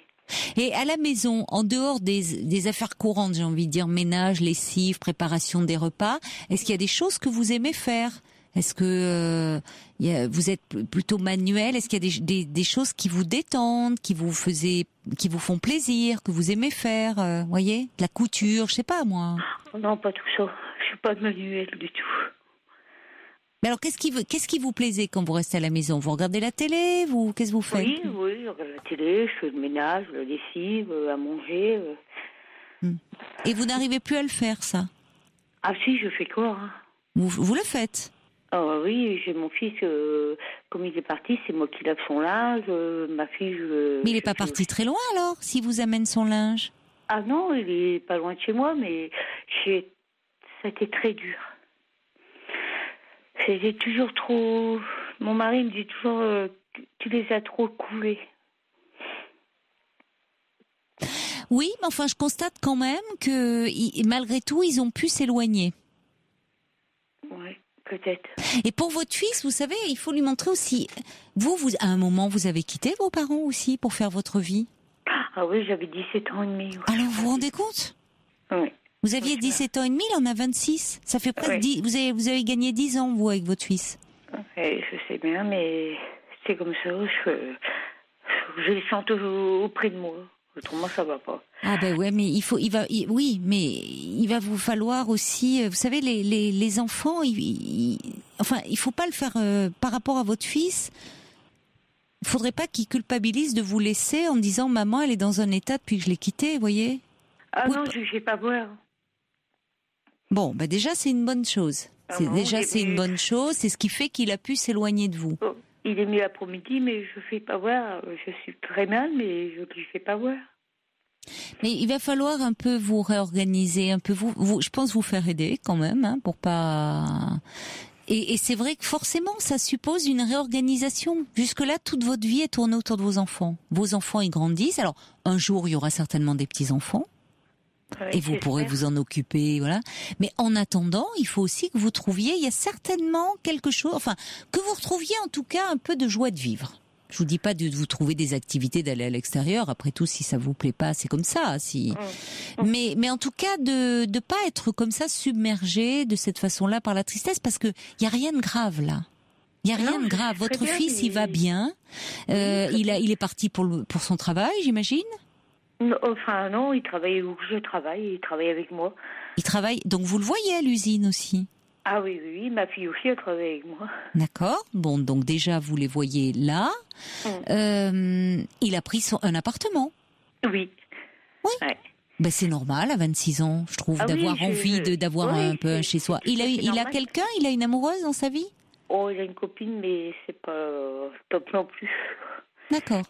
Ouais. Bon. C'est pas... Et votre mari, qu'est-ce qu'il en dit alors de vous savoir si malheureuse? Ah, je sais pas, je dis rien non plus. Mais il faudra lui dire. C'est quand même à votre mari d'en parler, parce que si autant c'est important de pas le faire porter à votre fils, parce qu'il va s'en vouloir alors que il a sa vie à construire et en plus il est pas parti très loin puisque il travaille avec vous à l'usine et en plus voyez il est sympa avec vous, il vous amène son linge donc comme ça vous vous sentez encore utile. Il fait les choses progressivement en douceur, vous pouvez il est content certainement s'il repart avec des bons petits plats que vous lui mijotez. Ah bah oui, Bah voilà. j'ai fait à manger. Bon, alors vous voyez, il est pas très loin. Vous vous rendez compte qu'il aurait pu partir dans un autre pays? Il y a des jeunes maintenant qui partent dans des... Ah bah oui. Oui, je sais bien. Alors, bon, en revanche, il faut en parler un peu à votre mari, en disant j'ai un peu le bourdon en ce moment, depuis qu'il est parti, et puis que le week-end, il prenne soin de vous, qu'il s'occupe de vous, vous voyez? Mais il le sait très bien, mon mari me dit que c'est tout à fait normal, mais moi j'ai du mal à l'accepter. Bon, alors, j'espère que vous allez un peu l'accepter, que quand vous allez reprendre votre travail, ça ira mieux, et puis sinon, si vraiment ça dure, cet état de tristesse, parlez-en à votre médecin aussi traitant, d'accord? Oh, mais j'ai pas vu un médecin, moi, depuis 8 ans. Eh ben, ça sera l'occasion d'en voir un, justement. C'est important, ça vous permettra de faire un petit bilan, une analyse de sang et autres, de faire un peu le point. D'accord? D'accord. Allez, bon courage. Merci. Au revoir Delphine. Au revoir. Au revoir. C'est la dernière heure de votre libre antenne et vous pouvez continuer bien sûr à appeler le 39 21. Nous sommes toujours en direct jusqu'à 1h et si vous avez envie de me parler de votre couple, de votre famille, de votre travail ou de bien d'autres choses encore, n'hésitez pas, je suis là tout à votre écoute. Vous pouvez aussi à tout moment réagir aux différents témoignages, que ce soit par mail sur le site europe1.fr ou par SMS au 7 39 21 en commençant vos messages par le mot nuit. Alors vous réagissez beaucoup au témoignage de Delphine, donc qui était assez triste, pour ne pas dire un peu déprimée, suite au départ de son fils. Alors bon, son fils a 26 ans, il est pas très loin puisqu'il travaille dans la même usine, il lui amène encore son linge à laver, mais elle se sent finalement, elle a un sentiment de vide, d'inutilité, et je lui disais qu'il serait peut-être bien quand même qu'elle fasse un peu le point avec son médecin, et là elle dit ça fait 8 ans que j'en ai pas vu. Frésia dit 8 ans sans voir le médecin, c'est beaucoup quand même. Déjà il faudrait peut-être prendre soin d'elle, faire des mammographies, faire effectivement un bilan gynécologique aussi, enfin c'est important, même si c'était pas, précise Frésia, le sujet de son intervention de ce soir. Et puis Lily dit justement, parlant de gynéco, il y a aussi peut-être un problème, c'est un bouleversement hormonal, Cathy en parlait aussi, qui peut accentuer cet état un peu de dépressif, faire le point, voir où elle en est, éventuellement un début de ménopause. En tout cas, c'est important de consulter un médecin et vous lui souhaitez tous bon courage. Il y a Antoine, il m'envoie un mail, il dit « Je suis désolée, je vais peut-être être un petit peu plus rude, dit Antoine, mais je voudrais quand même mettre en garde les parents qui ont comme ça des difficultés à voir leurs enfants prendre un envol, somme toute très naturel, parce que cette réaction peut être pesante, voire culpabilisante pour les enfants. Enfant, j'ai vu ma mère pleurer à 51 ans au départ de l'aîné, alors que j'avais 9 ans. 16 ans plus tard, venait mon tour, ce fut plus calme. » Alors, Antoine se demande, est-ce que finalement derrière le désarroi de Delphine, il n'y avait pas d'autre chose un peu masquée? Parce que, dit Antoine, qu'elle n'oublie pas que c'est une réussite finalement pour les parents de se dire qu'on les voit partir, construire leur vie. Antoine qui souhaite néanmoins bon courage à Delphine dans ce chamboulement. Maintenant, on va accueillir justement Christiane. Bonsoir Christiane. Bonsoir. Et justement, vous aussi, vous voulez réagir après avoir entendu Delphine. Absolument. Son histoire m'a touchée parce que j'ai vécu un peu la même chose. Je vis. Moi, j'ai perdu mon mari, voilà, 1 an et demi, par la faute d'une erreur médicale. Et je ne m'en remets pas. Je suis dans le stress. J'ai pris 40 kilos depuis décembre 2012. Je suis hyper stressée. Je suis dans les mains d'un neurologue, d'une psy, de diététicienne et tout ça. Et je voulais dire à cette dame que rien ne m'intéressait, ni la télévision. Je tricotais parce que j'ai des amours d'arrière-petit-fils, mais ils sont loin. Tout le monde est loin, je suis seule. J'ai 80 ans et je suis seule. Et la psy m'a conseillé de faire du dessin anti-stress. Je ne sais pas si vous connaissez. Écoutez. Ce sont des mandalas. Oui, mais on en voit de plus en plus maintenant dans toutes les librairies. On voit du coloriage. Oui, c'est. Et alors, ça n'est pas pour les enfants, ce sont pour les adultes. Non, oui, ça existe toujours pour les enfants, mais. Ouais. Et je suis passionnée, moi qui aimais bien la télévision et Europe 1, Je n'entends plus rien, je suis absorbée et je vais beaucoup mieux. Ah, bah écoutez, c'est formidable. Ça vous apaise. Quand je suis dans ma maison à faire mon ménage et tout ça, j'ai 80 ans, je suis fatiguée, j'ai été opérée des genoux, je viens d'être opérée du canal carpien, donc je suis handicapée. Alors je fatigue vite et prendre le tricot, sortir les plottes, faire ci, faire ça, ça m'agaçait. Là, mon livre est ouvert sur ma table de salle à manger avec mes crayons, mes feutres.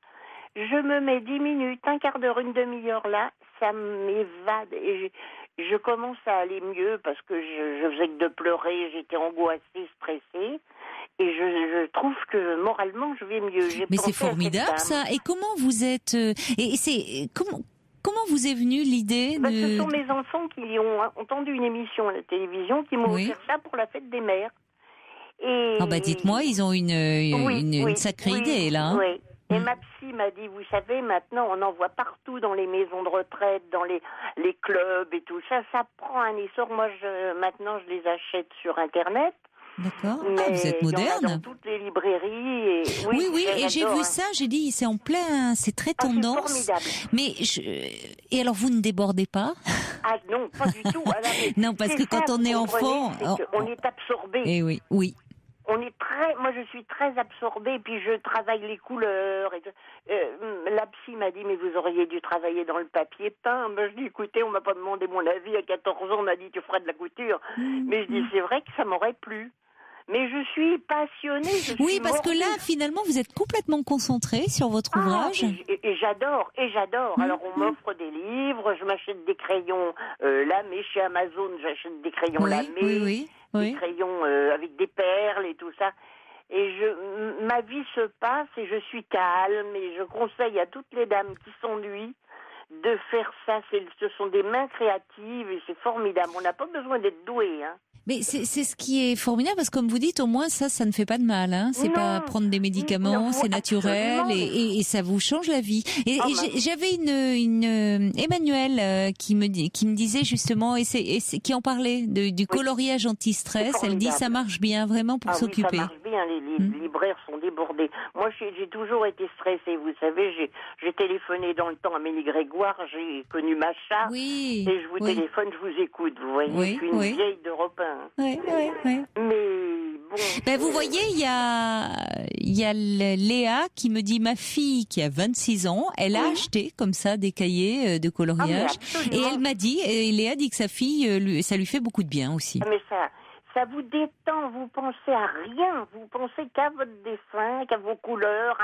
Et c'est curieux parce que je passais devant et je me disais tiens, ça m'a donné envie la dernière fois d'en prendre un parce que moi, comme beaucoup d'enfants, je pense j'aimais beaucoup colorier et je me suis dit c'est une bonne idée de faire ça pour les adultes. Je trouve ça doit détendre et vous me le confirmez. Que je ne citerai pas, ça fait partie de la famille des mandalas. Mais vous avez des fleurs, vous avez des dessins japonais, vous avez tout. Et ce qui est formidable, c'est que vous avez des proverbes dessus. Vous avez des... Tant qu'il n'y a pas de charade, tout va bien. Des choses comme ça. Comment ? Tant qu'il n'y a pas de charade, tout va bien. Oui, non, mais c'est très sain et je vous assure que c'est pas pour dire, mais moi, ça me fait un bien énorme. Moi, je ne suis pas médicament du tout. Oui. Et je vois souvent des personnes qui vous téléphonent, qui sont stressées, et vraiment, ça, c'est génial. Il y a Muriel qui dit, je vais essayer les mandalas de suite. Oui. Et Muriel qui dit, nous les proposons aussi aux petits de maternelle pour le retour au calme, et ça marche. Cette dame, faut bien qu'elle dise que c'est pour adultes. Et pourquoi on appelle ça mandala ? Parce que ça vient des Tibétains qui faisaient des mandalas par terre avec des sables de couleur, des grands ronds, vous savez, ils dessinent avec des petits sables de couleur. Ils font des dessins magnifiques. Et ça a démarré de là. Et moi, j'avais été visiter un temple bouddhiste en Saône-et-Loire. Oui. Et ça m'avait frappé de les voir faire ça. Ils sont d'une adresse. Et je trouvais ça, je suis pas douée du tout en dessin, je trouvais ça magnifique. Et j'ai dit ça à mes enfants. Et mon fils est allé dans une librairie. Ils doivent être heureux, vos enfants, de vous voir comme ça. J'ai au moins 5 ou 6 livres et c'était quand même long à faire. Hein. Oui. Alors moi j'adore les fleurs, les papiers fleuris, tout ça. Alors j'ai au moins 300 crayons, j'achète des feutres. Je suis sur Internet pour voir les nouveautés. Oh bah c'est formidable. Mais en plus c'est agréable. Oui, ça vous, on entend, on vous sent très gai quand vous parlez de tout ça. Alors je reçois un petit message de Margaret. Et c'est une fidèle. Alors je vais le faire même si ça n'a. Vous avez évoqué votre opération du canal carpien. Margaret me dit qu'elle est concernée. Elle dit j'ai lu qu'on ne souffrait plus après l'opération. Super. On vient de me refaire le genou, une prothèse du genou à 80 ans. Je marche. Au bout d'un mois, je conduisais, je courais. Et puis là, le canal carpien, super. Bon, ben génial. Voilà, comme ça, Margaret va être rassurée. Et merci beaucoup parce qu'effectivement, Delphine nous disait qu'elle n'aimait pas trop sortir, qu'elle aimait bien rester à l'intérieur de sa maison. Elle peut rester chez elle, mais au moins en s'occupant. Donc, qu'elle aille voir. Voilà. Je veux pas rencontrer des gens qui vont me dire je suis malade, j'ai mal ci, j'ai mal là, vous savez. Si c'est pour ça, non, vous avez raison. Je suis très bien chez moi, je mets ma radio, la moitié du temps j'entends. Et vous dessinez. Et vous coloriez. Eh ben merci parce que ça peut donner envie à beaucoup d'auditeurs. Voilà, si ça peut apaiser. C'est pas cher et puis c'est vraiment efficace. Et ça fait du bien. Merci beaucoup, Christiane. Merci. Je vous embrasse. Au revoir. Pour parler à Caroline Dublanche, appelez le 39 21. 34 centimes la minute. Ah oui, j'avais encore un petit message qui m'a fait rire par rapport à Delphine qui nous parlait de son fils, qui disait moi j'ai un Tanguy à la maison. Et franchement, j'envie Delphine. À sa place, je jubilerais. Et oui, il y a les parents, ils sont dans le cas inverse. Ils n'arrivent pas à les mettre dehors. Ils ont 25 ans, 26 ans, 27 ans, 30 ans, voire plus. Et ils sont toujours là. Donc, finalement, c'est un autre problème. Vous pouvez m'appeler pour en parler si vous voulez. Je pense qu'il y aura beaucoup de réactions. Florence me dit, je travaille dans un foyer pour adultes handicapés et la psychomotricienne fait faire des mandalas aux résidents. Et c'est vrai que ça leur fait beaucoup de bien. Et Muriel dit oui, ça me donne envie, je vais essayer ce pour adultes. Oui, vous trompez pas, parce que pour enfants, c'est autre chose, ça doit détendre aussi. Allez, un peu de musique.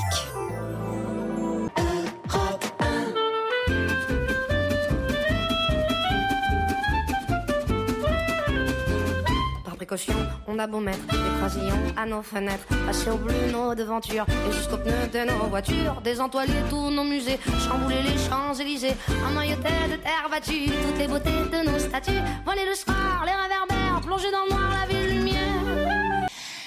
Vieille chanson de Maurice Chevalier, Paris sera toujours Paris, et belle reprise avec Zaz et Sagouin, et ça va bien ensemble. Alors je reçois Printa me dit non, vous allez pas vous y mettre, vous aussi. Elle me dit mon premier Notre Monnaie, mon second est Béni, mon tout est. Je vous cache pas que c'est Paul qui a trouvé Europe. Voilà, c'est ça. Non, s'il vous plaît, m'envoyez plus de charade. Là, je sature. On va accueillir Karine. Bonsoir Karine. Bonsoir Caroline. Ça fait drôle de passer à l'antenne. Ah ben oui, surtout les premières secondes, les premières minutes. Après, vous allez voir, on oublie. Oui. Moi, c'est pour parler de problèmes sentimentaux et familiaux, parce que je trouve que c'est très très lié. Donc, je voulais surtout dire aux futurs parents ceux qui veulent avoir un enfant, de faire très attention, de ne pas faire d'enfant si psychologiquement on va pas trop bien. Il faut être très équilibré pour faire un enfant, car quand l'enfant grandit, ça peut faire beaucoup de dégâts. Voilà. C'est la première des choses, parce que vous avez eu une enfance difficile.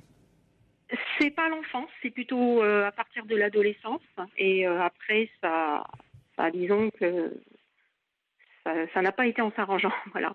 Est-ce que vous avez vécu un flux, vous pensez beaucoup sur votre vie amoureuse, les relations que vous avez aujourd'hui? Oui. Et puis, en fin de compte, j'attire beaucoup, dans beaucoup de domaines d'ailleurs, des manques de respect. On profite de moi, vous voyez, j'ai un côté comme ça très naïf, et la gentille fille, quoi, et donc je m'aperçois qu'on se fout de moi, et c'est encore à l'heure d'aujourd'hui, donc j'ai quand même 45, et c'est c'est très dur. Là, je tourne en rond. Bon, c'est vrai que j'ai...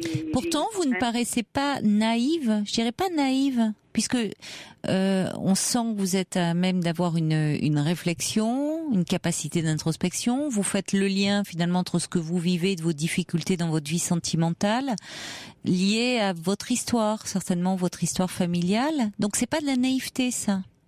C'est peut-être que justement, oui, il y a cette histoire familiale est tellement pesante pour vous que vous êtes prise dans quelque chose qui vous dépasse, mais qui n'est pas, je vous trouve pas naïve dans votre façon de décrire les choses.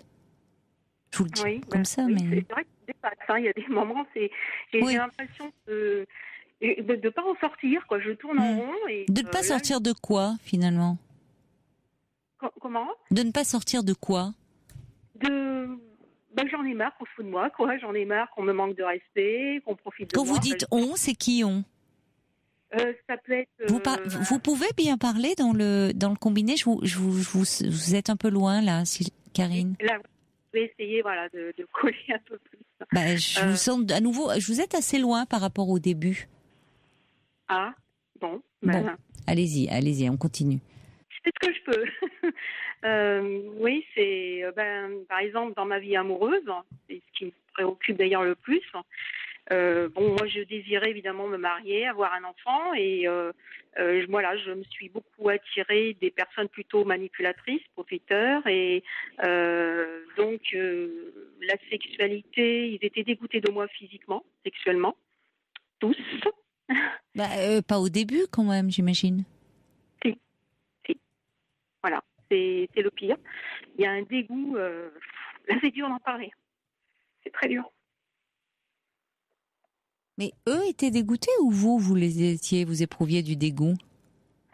Parce que c'est quand même là, pour le coup, étrange quand même que quelque chose de cet ordre-là se répète. Vous avez vécu des abus sexuels, vous? Enfant? Non. Absolument pas. En tout cas, je n'ai pas du tout... je me rappelle pas du tout d'avoir vécu.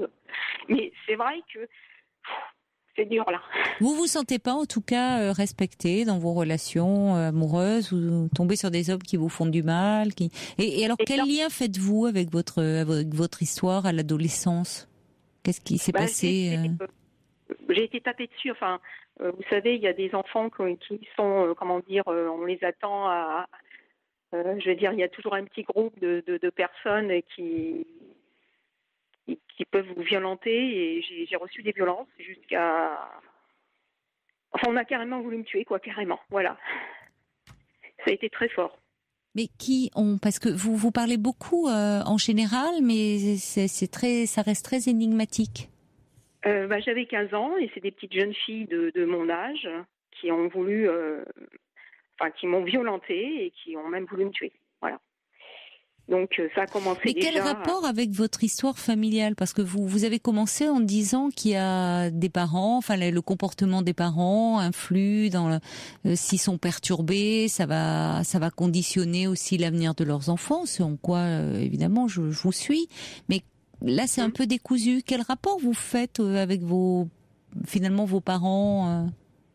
Mon père était très violent vis-à-vis de moi vers l'âge de 16-17 ans. Pour moi, je l'ai reçu. J'avais pas le droit de dire ce que j'avais à dire. Vous voyez, c'était tu te tais, quoi. Alors, je veux dire, c'est lui qui commandait, c'est lui qui était dans la domination, l'autorité, et il fallait que je me taise. J'étais une petite jeune fille très sage. Très, et très ça a sage, démarré comme ça. Ce n'était pas dans l'enfance. Non, pas dans l'enfance. Et pourquoi ça a démarré à l'adolescence? Qu'est-ce qui s'est passé à ce moment-là, votre père? Qu'est-ce qu'il y a eu des changements, des modifications dans la famille? Je ne sais pas exactement ce qui s'est passé. Avec un travail un petit peu sur moi, j'ai dû vraiment drôlement l'énerver parce que justement, j'ai été quelqu'un de très réservé, ne bougeant pas, donc ça peut... peut-être l'exciter dans sa violence, lui, ou alors il y a un effet mais pourquoi miroir. Cette violence, elle émerge comme ça? Il était violent avec d'autres personnes? Il était violent envers sa femme? Il était violent envers d'autres enfants? Non, mais il a reçu énormément de violence quand il était petit. Et donc, je pense que là, et ça fait un effet miroir avec moi. Vous êtes en thérapie, là. Vous me parlez d'un travail. Vous me dites avec le travail que je fais, c'est un travail de thérapie ? Oui. Oui, par rapport. C'est pour ça que j'ai compris aussi certaines choses, mais ça n'empêche pas que pour moi, ça n'avance pas quoi dans ma vie, même ce qui serait qu'amoureuse quoi.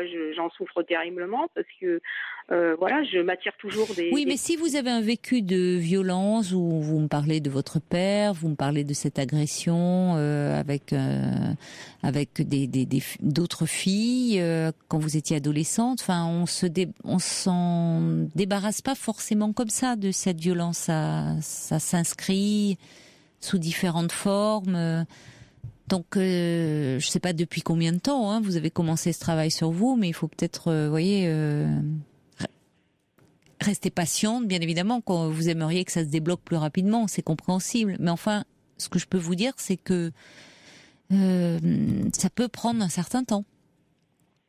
Oui, parce que et en plus, je m'attire des personnes qui aiment l'argent énormément, qui sont fous amoureux de l'argent et ils profitent de moi au niveau de l'argent. À chaque fois, ça se répète, ça aussi. Et dans vos relations amicales ou toujours dans le domaine amoureux ? Toujours le domaine amoureux, voilà. Donc, voilà. Et vous en parlez avec votre thérapeute ? Oui, j'en ai parlé de ça, mais bon, voilà, après, c'est toujours, en fin de compte, oui, c'est ce qu'il me disait, c'était par rapport à mes parents n'ont pas été bienveillants, particulièrement mon père, et voilà, et donc donc vous avez une très mauvaise image de vous. Ben, j'ai cru que j'étais pas grand-chose, hein, que j'étais carrément une merde, hein. Donc voilà, et donc c'est pas étonnant que je me suis attirée en fin de compte des personnes qui vous traitent comme telle. Ben voilà. C'est ce que dit Nina finalement, c'est pas de la naïveté, c'est une terrible manque de confiance en soi qui vous met en position d'infériorité et dont les autres peuvent profiter. Enfin, ça vous conforte dans cette image très négative que vous avez de vous-même. Oui. Oui, mais c'est vrai que j'arrive pas à m'en sortir à l'heure d'aujourd'hui. Ah, mais parce que, vous savez, quand on a imprimé, quand on a... on ne se défait pas comme ça des images que l'on a de soi, hein, surtout quand elles nous ont été enfoncées précocement dans la tête. Hein. Donc on s'en sort pas comme ça. Et puis par rapport à ce dégoût aussi autour de la sexualité, enfin il y a quelque chose, vous me dites vos difficultés ont commencé à l'adolescence, donc bon, je pensais, ça veut pas, j'ai évoqué la possibilité, effectivement, je vous ai demandé si vous aviez vécu des traumatismes sexuels, il peut y avoir plein d'autres choses qui expliquent ça aussi, le rapport que vous avez vous à votre féminité. Vous voyez, pourquoi votre père commence à être violent avec vous à ce moment-là. Donc bon, il y a plein de choses qui restent à travailler et surtout de garder espoir. C'est-à-dire que à un moment vous allez, ça va s'harmoniser. C'est-à-dire ce que vous comprenez intellectuellement, mais qui n'arrive pas encore à se concrétiser dans votre vie quotidienne. Voilà. On peut comprendre. Il y a souvent un décalage entre ce que l'on comprend intellectuellement au cours d'un travail analytique et puis ce que l'on met en place petit à petit. Oui, c'est vrai que j'aimerais que ça avance plus vite. Bon, bien sûr, parce que quand on souffre, c'est normal. Et d'ailleurs, c'est aussi ce désir d'aller mieux qui va vous permettre d'avancer. Mais en même temps, je vous dis, on est pris dans des schémas qui conditionnent beaucoup de choses et il faut les casser mentalement et ça se fait pas comme ça du jour au lendemain. Et oui. Alors parfois, on peut aussi, pour se protéger, souhaiter arrêter de faire des rencontres. Enfin, ce type de rencontre, dire après tout, puisque mon choix me mène toujours vers des personnes qui vont me faire du mal, peut-être à ce moment-là, en attendant, arrêter, mettre provisoirement un peu ça en stand-by. Ah ben oui, de toute façon. C'est aussi apprendre à vous protéger. Ça, c'est clair. Par rapport à votre argent, par rapport à tout ça, voyez. Oui. Bon. Oui. Mais évidemment que la façon dont les parents, si chacun, en même temps, si chacun, au fond, lorsqu'on décide de faire un enfant, on avait conscience de la responsabilité écrasante que cela est, on serait pas nombreux sur cette terre. Hein. Parce que c'est une responsabilité écrasante. Et heureusement qu'on n'envisage pas toujours tout non plus.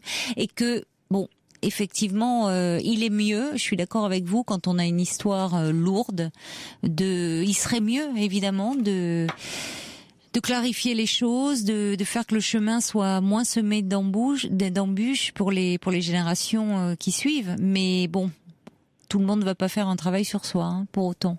Et malgré tout, on voit que il y a des personnes qui, bien qu'il y ait une histoire très douloureuse, s'en sortent malgré tout bien dans la vie.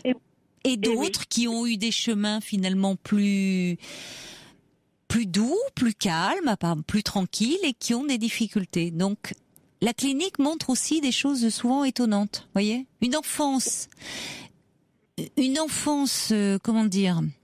difficile, douloureuse. Et bien sûr un handicap, il faut pas le nier, mais c'est pas une infirmité définitive. Faut aussi sortir de cette idée-là.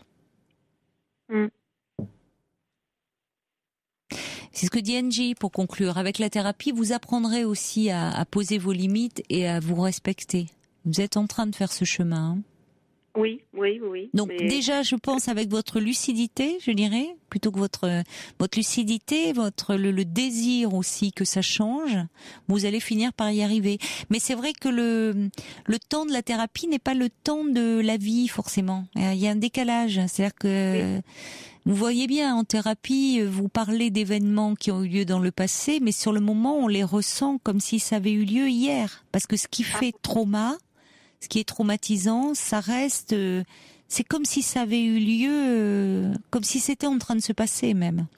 Et petit à petit en thérapie, le fait de, y compris reparler de ce qui a été terriblement traumatisant, ça permet de le tenir à distance. Et donc qu'il ait une charge, je dirais, que la charge virulente soit atténuée, que ça soit moins toxique, que ça nous entrave moins.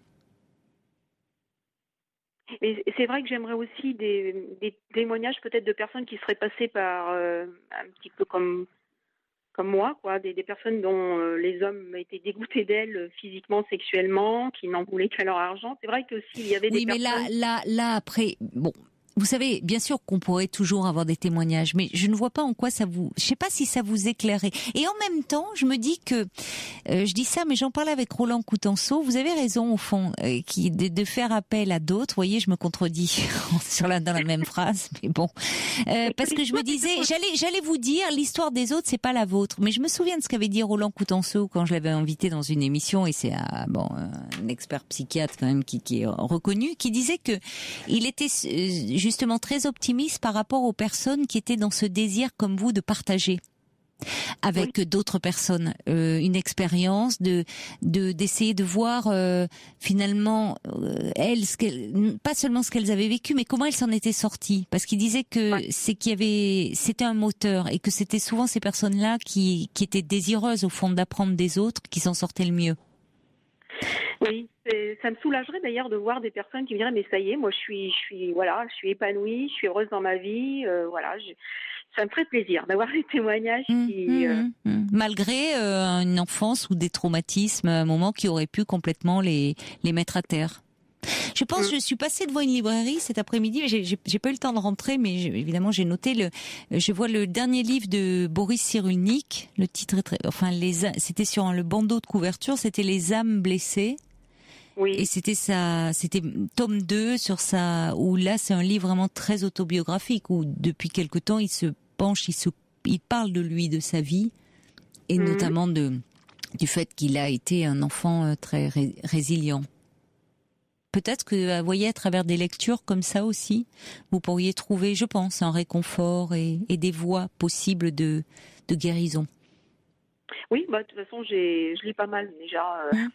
C'est vrai que c'est réconfortant. Il y a certaines lectures qui vous font du bien, c'est vrai. Bien sûr, oui. Et comment les livres sont de merveilleux compagnons. Hein. Oui, Oui, heureusement qu'ils sont là, les livres. Bon, l'appel est lancé. On aura peut-être des réactions d'ici la fin de l'émission ou dans les émissions prochaines, parce que vous savez que si vous entendez une histoire qui vous touche un soir, n'hésitez pas à y revenir les soirs suivants, si vous le souhaitez. D'accord ? D'accord. Bon, je vous dis bon travail et belle vie à vous. Hein, merci beaucoup, Caroline. Au revoir. Au revoir.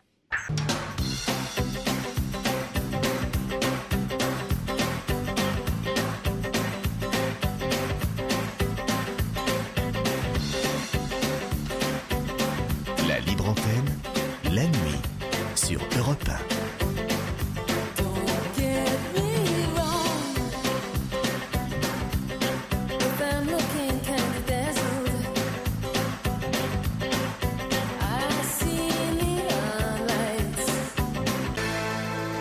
Pretenders, Don't Get Me Wrong.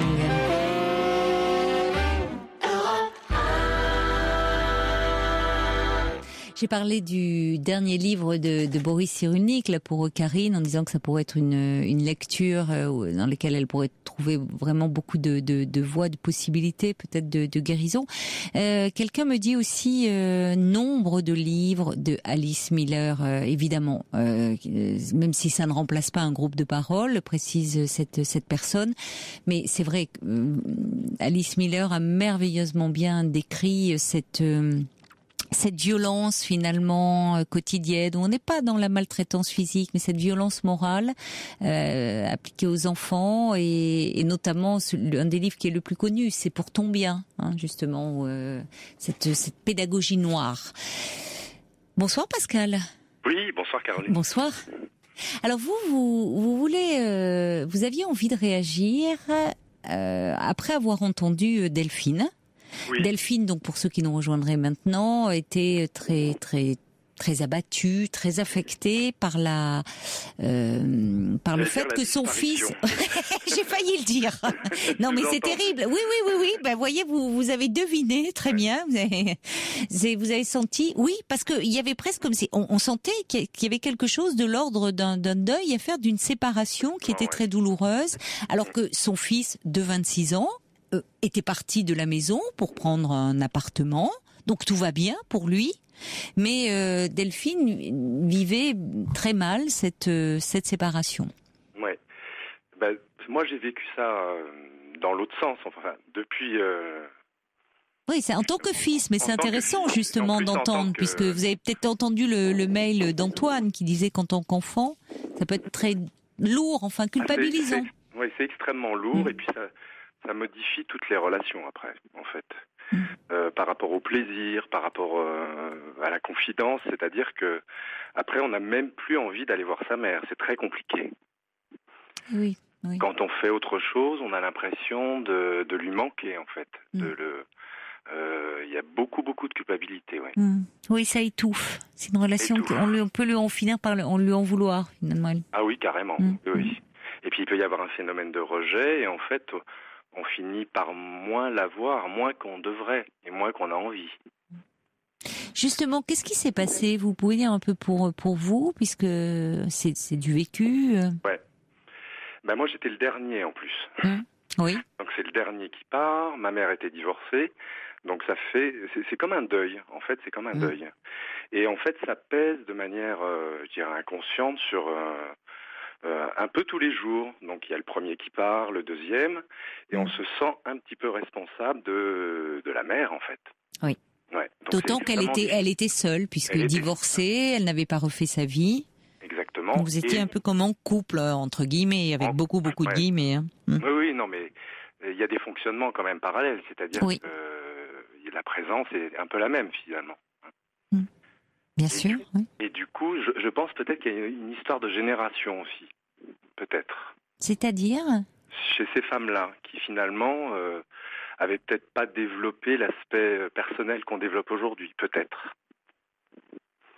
Peut-être, mais vous savez aussi en même temps, quand on voit à quel point aujourd'hui les enfants sont investis, il y a un hyper investissement autour de l'enfant. C'est vrai aussi. Je me dis, au fond, je crois qu'il y qui d'ailleurs est très lourd à porter. Enfin, ça sera un autre débat, mais c'est lourd, toutes ces attentes au fond. On parlait de l'enfance qui a été meurtrie, pas su, mais ça peut être aussi très lourd d'avoir des parents qui investissent tellement l'enfant, le surinvestissent. Il faut que tout soit, qu'il ait la vie la plus belle possible. Enfin, l'enfant un peu parfait.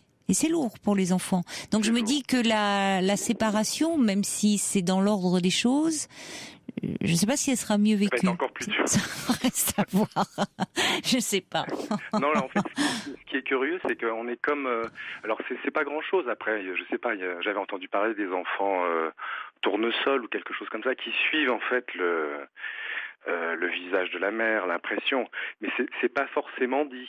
Mais on voit une larme, on voit quelque chose, et c'est pesant. C'est vraiment pesant.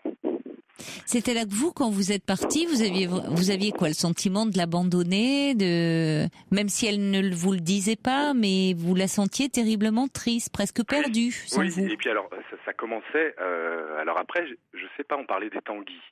Il y en a peut-être aussi qui finissent par rester pour ça aussi, hein. On se pose pas la question, mais c'est, ça peut être induit, finalement. Je pense qu'effectivement, je trouve ça très juste ce que vous dites. C'est-à-dire que ça se construit toujours dans la relation.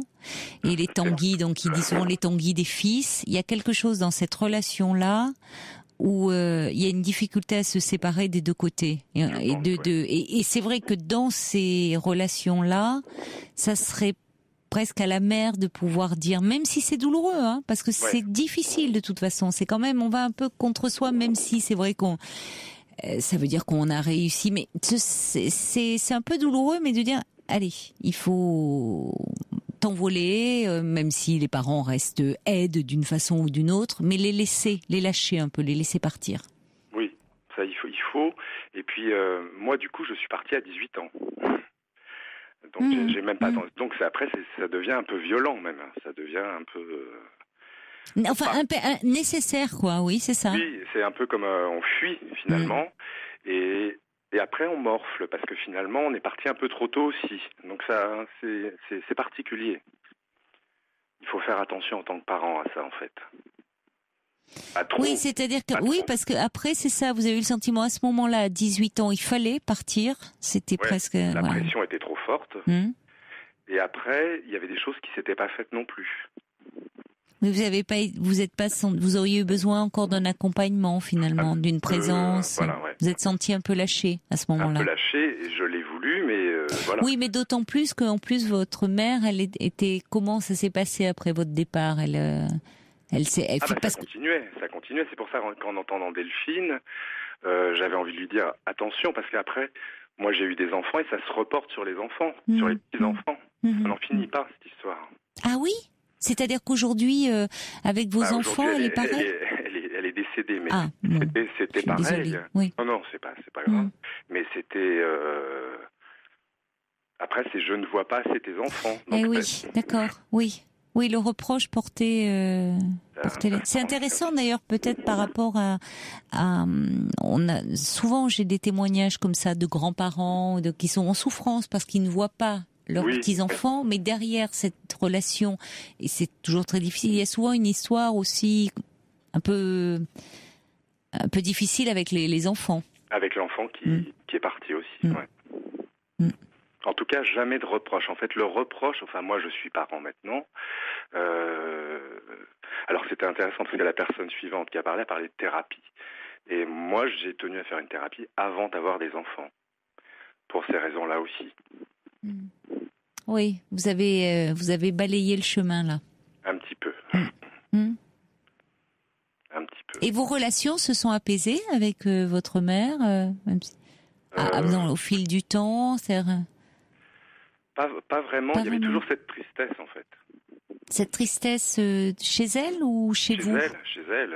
Tristesse quand on partait, la tristesse du départ qui était sans cesse renouvelée. Mais vous avez raison, quand on parle des tanguis, on en rigole de ces enfants adultes qui s'attardent. Peut-être qu'effectivement, là, on parle d'une difficulté, à partir, mais qui sentent aussi chez l'un des parents une angoisse par rapport à cette solitude, au fait de se séparer, et ils restent pour soutenir le parent, pour pas l'abandonner, exactement. Et parfois, à quel prix? Parce que justement, ils lui en veulent et donc ils sont agressifs et la relation deviendrait compliquée. Oui, ça deviendrait très tendu en fait. Surtout si les parents étaient très gentils, en plus. Mais c'est d'autant plus culpabilisant. Ça peut être encore plus enfermant, finalement. Mais oui, bien sûr, parce qu'on dit, on a tout fait pour toi. Oui. Et tu es si ingrat. C'est très intéressant. J'aimerais bien que Delphine ait pu vous écouter, parce que c'est intéressant d'avoir l'autre voix. Je sais pas quel âge a Delphine. Elle est jeune encore, elle a 47 ans. Donc elle a hérité, à mon âge, elle a hérité ça d'en haut, on va dire, en fait. Parce que certainement. Moi, je croyais que c'était un problème de génération, parce que les femmes se mariaient tôt, avec des enfants, etc.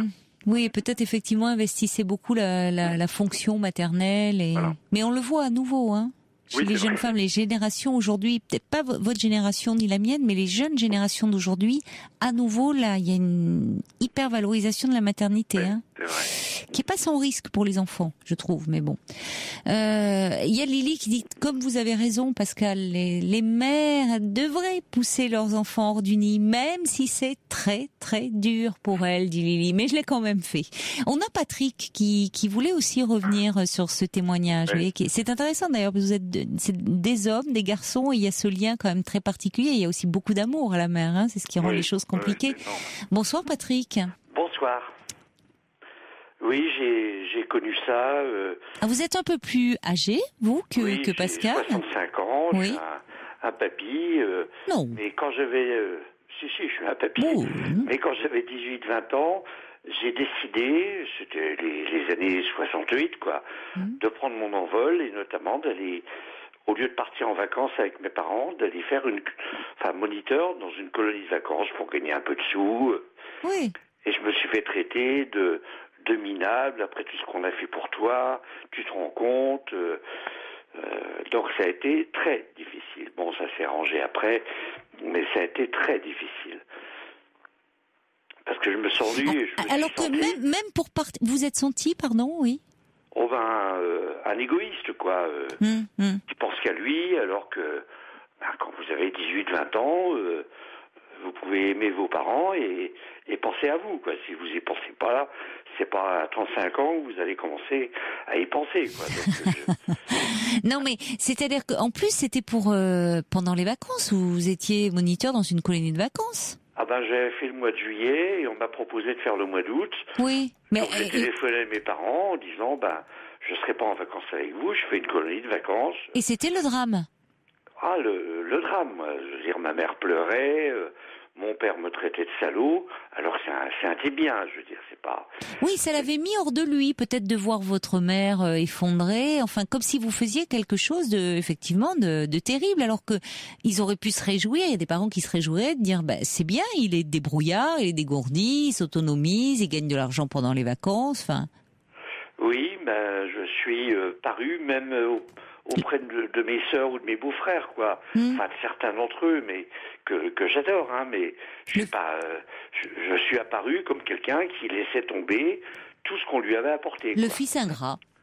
Le fils ingrat, alors que j'avais fait des études, après j'ai travaillé, enfin. Mais et alors, comment ça s'est passé? Ça s'est un peu apaisé? Vous êtes revenu à la maison après ou? Oh, je suis revenu un peu à la maison. Après, j'étais à Strasbourg faire d'assez longues études, enfin, puis après j'ai travaillé et je me suis marié, enfin. Et alors quand vous êtes marié, alors là c'était vraiment la séparation, enfin ça y est, vous construisiez votre couple, peut-être votre famille. Oui. Votre mère avait digéré un peu? Un peu digéré, mais elle continue à dire que je vais laisser tomber la famille, que j'étais le seul à avoir fait ça. Alors que moi, mes enfants ont 30-35 ans. Je souhaite qu'ils vivent leur vie. Bien sûr, oui. Et non pas au travers moi, quoi. Oui, c'est ça. On donne. Il y a un proverbe qui dit on donne aux enfants des racines et des ailes. Oui, je suis tout à fait d'accord. Alors, c'est vrai qu'il faut pas se voiler la face. Sur le moment, il y a un pincement au cœur, c'est un peu difficile, même si on se dit, bon voilà, on a bien fait notre boulot de parents, Et en même temps, après, ça passe généralement parce qu'on est heureux de voir les enfants s'épanouir, être heureux dans leur vie. J'ai essayé de faire, pas forcément très bien d'ailleurs, mais j'ai essayé. Mais mes parents, ils ont pris ça comme un abandon. Mais parce que effectivement, oui, et c'est terrible parce qu'il y a déjà, on est en dette vis-à-vis de nos parents, on a une dette par rapport à la vie qu'ils nous ont donnée, enfin certains diraient plutôt transmise, et là ça fait beaucoup quoi. C'est vrai que ça met en dette et ça complique les relations. Ben oui. J'aimerais bien parler avec votre... Avec Pascal ? Oui, il est là, il vous écoute, Pascal. Bonsoir Patrick. Peut-être à ce moment-là, si vous le souhaitez, parce que là on arrive au terme de cette émission, mais peut-être hors antenne, on peut vous mettre en relation quelques minutes, voir si vous souhaitez échanger, c'est possible. Oui, ça, si on le souhaite, mais... Il y a Brigitte, un petit mot, ne raccrochez pas, surtout, on va vous mettre en relation, si vous le souhaitez. Brigitte dit, ce problème est plus ardu aussi avec l'augmentation des divorces, il est encore plus dur de voir partir un enfant quand on se retrouve seul et sans conjoint ensuite. Elle a raison, Brigitte, c'est vrai que ça joue beaucoup, effectivement. On peut pas s'appuyer sur l'autre et sur le couple. Merci beaucoup d'avoir appelé tous les deux. Ne raccrochez pas. Belle nuit à vous, faites de jolis rêves. Il est maintenant 1h sur Europe 1 et je vous laisse en compagnie de Loïc Loury pour les infos. Bonsoir Loïc. Bonsoir Caroline, bonsoir à tous.